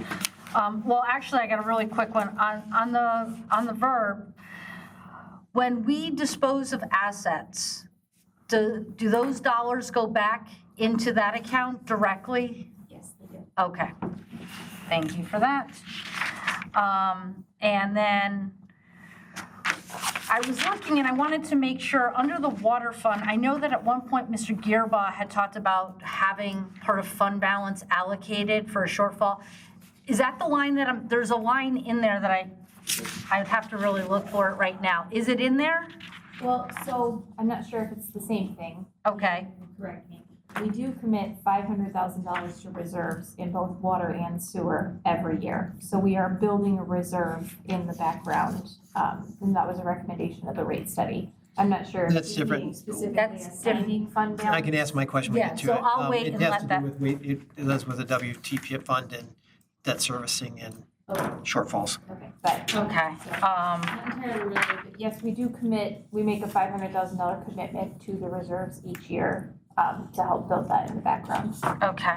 And the only other question I have, like, as far as that part of it, and it kind of goes to Tifa and everything, like, what exactly is the dollar amount that we have budgeted for dam repairs this year? Because I've seen it across a couple of different categories, but I'm trying to calculate the In dollars. the capital improvement plan, we have $400,000. 400? And that's, which was using. I think we were gonna do like 200. Okay, and it's more engineering, so we're looking at maybe being able to reduce that number. Cut it in half? So the actual repairs to the dam that we are required to do by Eagle, what is being done and like how many dollars are we allocating? So we're making some minor repairs to like the lift mechanism, to some of the, All of the recommendations that Eagle has said that we are supposed to make, where are we? I guess that's going to be a question to have outside of this, is understanding where we are with projected out in those. future years still. Okay, So further out, if you look at, obviously. okay. Yeah. Because it does make me nervous that we're decreasing that amount, because we've talked about, you know, what happens if, and knowing that we've got dollars there, I think is very important for that. If I could, we do carry a small maintenance line, just so you're aware, in the DPW department related to the dam. And then there is also the capital contribution made for dam maintenance, repairs, engineering. Okay, So there will be about close to $250,000 between the two budgeted in the upcoming year. okay. I'll connect with somebody offline and just sort of see where that matches up to what we are required to do for maintenance. I don't want to lose my time on too much, because I want to focus on the rec center. I've got a couple of questions. One was, and Mr. Swallow, we had talked about this the other day, is, and I couldn't find it in here. Did we allocate dollars for the master plan, for the parks master plan? That's due in the. We talked about. It's next year, next calendar year. It's in the 2027 year, it's due. We have some money for professional services in the, like the community development, planning and zoning departments. So there is some professional service money for plan updates. But shouldn't that be coming out of parks money or somewhere? Again, yes is the short answer, but, you know, 208 is really just the rec center tracking, so we can utilize for parks, we can utilize other funding, including DPW. Mm-hmm, okay, I will make sure that we have. okay. And then, let's see. And then, let's see. And I think this was asked, my question was, have there been a reduction in the program for duplicate programmings, like that are done by community ed or unprofitable? Because I thought that was an outcome from one of the rec task force was starting to consolidate. Even though they're included in programming, we're still incurring expenses because we're paying, you know, teachers, we're paying for equipment, things like that. So even though they're included, would we be better off? And I guess, has that kind of been evaluated? Well, again, you know, the people who take the fitness classes, they get the membership because it's included, right? So that's part of the motivation for their membership, is to have that menu of classes available to them. Right. So we do evaluate all of our classes. In fact, we take attendance, we watch the trends. Every year we've been growing with our attendance. I can get you those numbers, you know, just so you can kind of see where we're at. I believe this past year we had over 14,000 visitors to the land-based fitness classes. And that has grown, you know, since That's fine, it's just, Yeah. when you look at some of these, I mean, the number of them, and would it be better to streamline some of that? I gotta stop you there, Councilmember. Yeah, we have decreased the number of classes that we have offered since pre-pandemic. Okay. Do you have I'm assuming you'd like to have another budget session. Do you have a preference on time? Well, looking back, so we've got the 6th, which is a council meeting. With probably a lengthy closed session. Yep. And then we have the following week, which would be an off-meeting week where we would have just a block of time. Correct. That'd be and, the 13th. right. I guess, is there information that we need from departments? Like, when will you have your board of review? Does that have any impact on us? So Board of Review wrapped up last week. So Right. I'll actually be working this week to update all of the tax revenue figures in all of the different places. So my intention is to have an updated budget packet to you by April 13th. Right. It would reflect some updated figures. I don't expect expenditures to change significantly, but if anyone has brought forward something. You could get it to us by April 13th, or you're going to prepare it on April 13th? Because if we have a special meeting on the 13th, we obviously need the packet earlier. If you can't get it for the 13th, then we can aim for the 20th. Yeah, It'll be I, a struggle to get it a week in All right. advance. So looking for it's zeroing in on very the hard for 20th. me to do that quickly, and at least do it correctly and thoroughly, so. Right. That's why we had proposed the 20th is probably our preference from a staff standpoint, that we would have more time to get those numbers back, finalize, as well as if there's any feedback, tonight to be able to make changes. Right, so, Can I, if I may, Nope. Mayor, or Councilmember Dillon, I don't have a problem with the 20th. A standard work meeting for a 7 PM, a standard work meeting on a night where we have a standard 7 PM council meeting would be at 6 PM. I'm not sure we can get through all of this in an hour. So I guess my question would be, if we zero in on the 20th, can people make it by 5:30?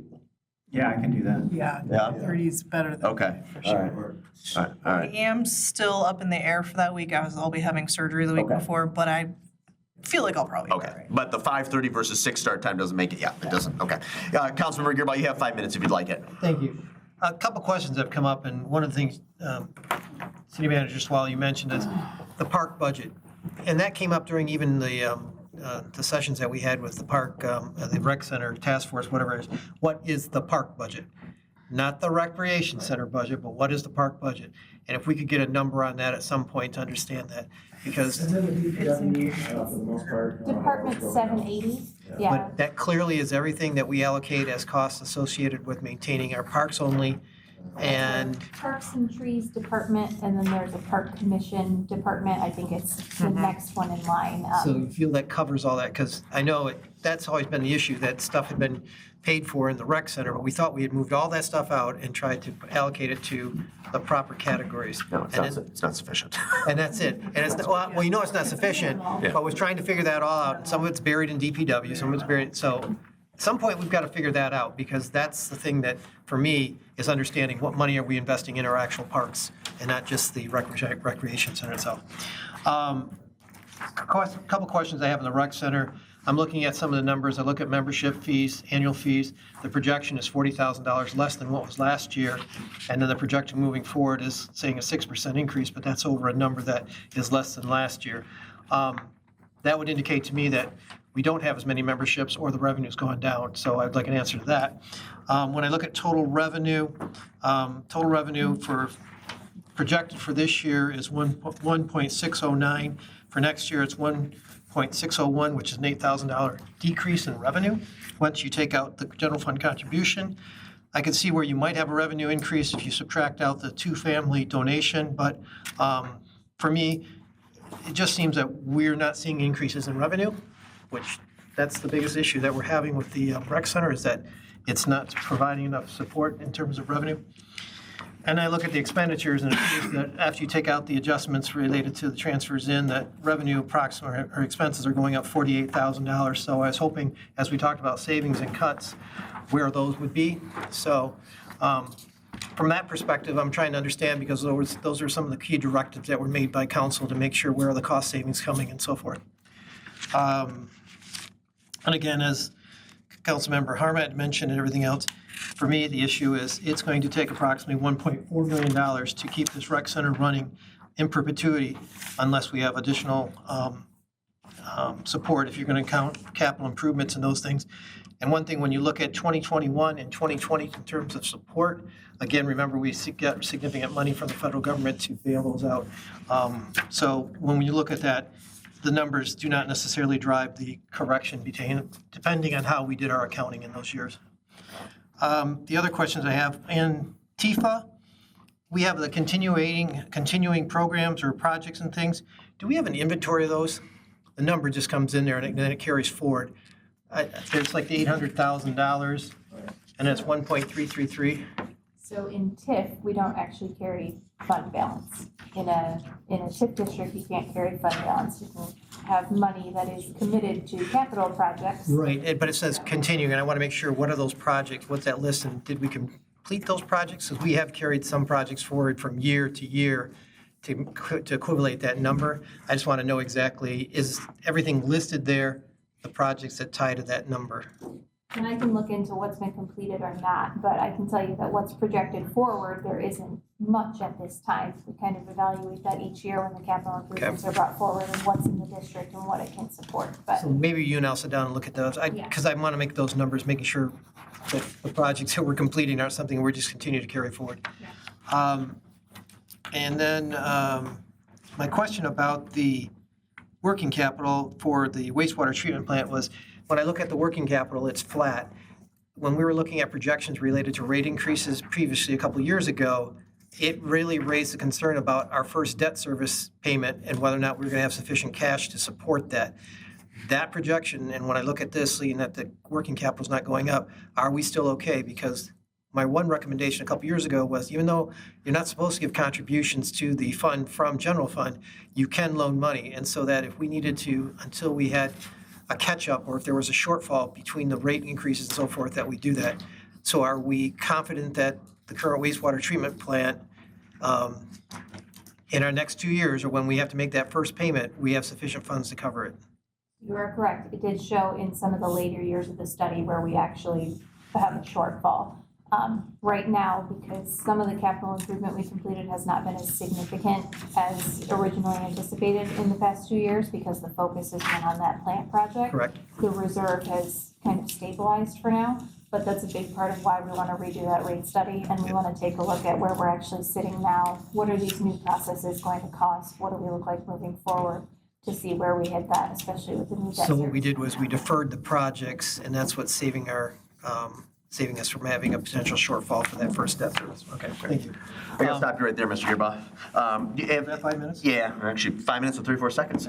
Are you good with a work meeting at 5:30 PM on the 20th? Yes. Okay. All right, so I think we have consensus for that. So the clerk will make note and schedule a work meeting for 5:30. And then Treasurer Finch, you indicated to us you'll get us a revised packet in or around April the 13th. Is that correct? My intention is to deliver it to you on Monday, April 13th. Okay, very good. And then in the meantime, if folks have questions, please direct those to the city treasurer or to the city manager. I would include you to copy in all of city council, because per Councilmember Dillon's suggestion, we want to make sure that we're all on the same page and we're all receiving the same information. Is there anything you would like to add before we wrap up this evening? Emphasize the last point, if you can send the questions ahead of time, then we can have some more clear answers, and since we will have a compressed timeline. And I made a small list. There was a laundry list of points of inquiry and questions that people asked today from the dais. I assume that those will be made available or answered as part of the packet that goes on the 13th. As far as, we're gonna address as many as we can. Yeah, okay. That just, there was, over the course of 3 hours, I wrote down maybe 12 or 13 questions that people asked that staff needs to follow up on. Okay, very good. Just one point of clarification. When will we be addressing the other 30 minutes that was identified, city council guidance priorities for 26, 27? I think the goal is to do that at the next meeting. Okay. Yep. But of course, if you want to provide any direction or thoughts, in addition to questions in emails to staff, we would welcome that. I'm going to find my agenda here. If there is nothing further to be brought before City Council this evening at this initial budget presentation, the chair would be delighted to entertain a motion to adjourn at 8:03 p.m. So moved. Moved by Dillon, was that seconded by Gearba? Thank you. All those in favor of adjourning signify by saying aye. Aye. Opposed, say nay. Ayes have it. Meeting is adjourned. Thank you all.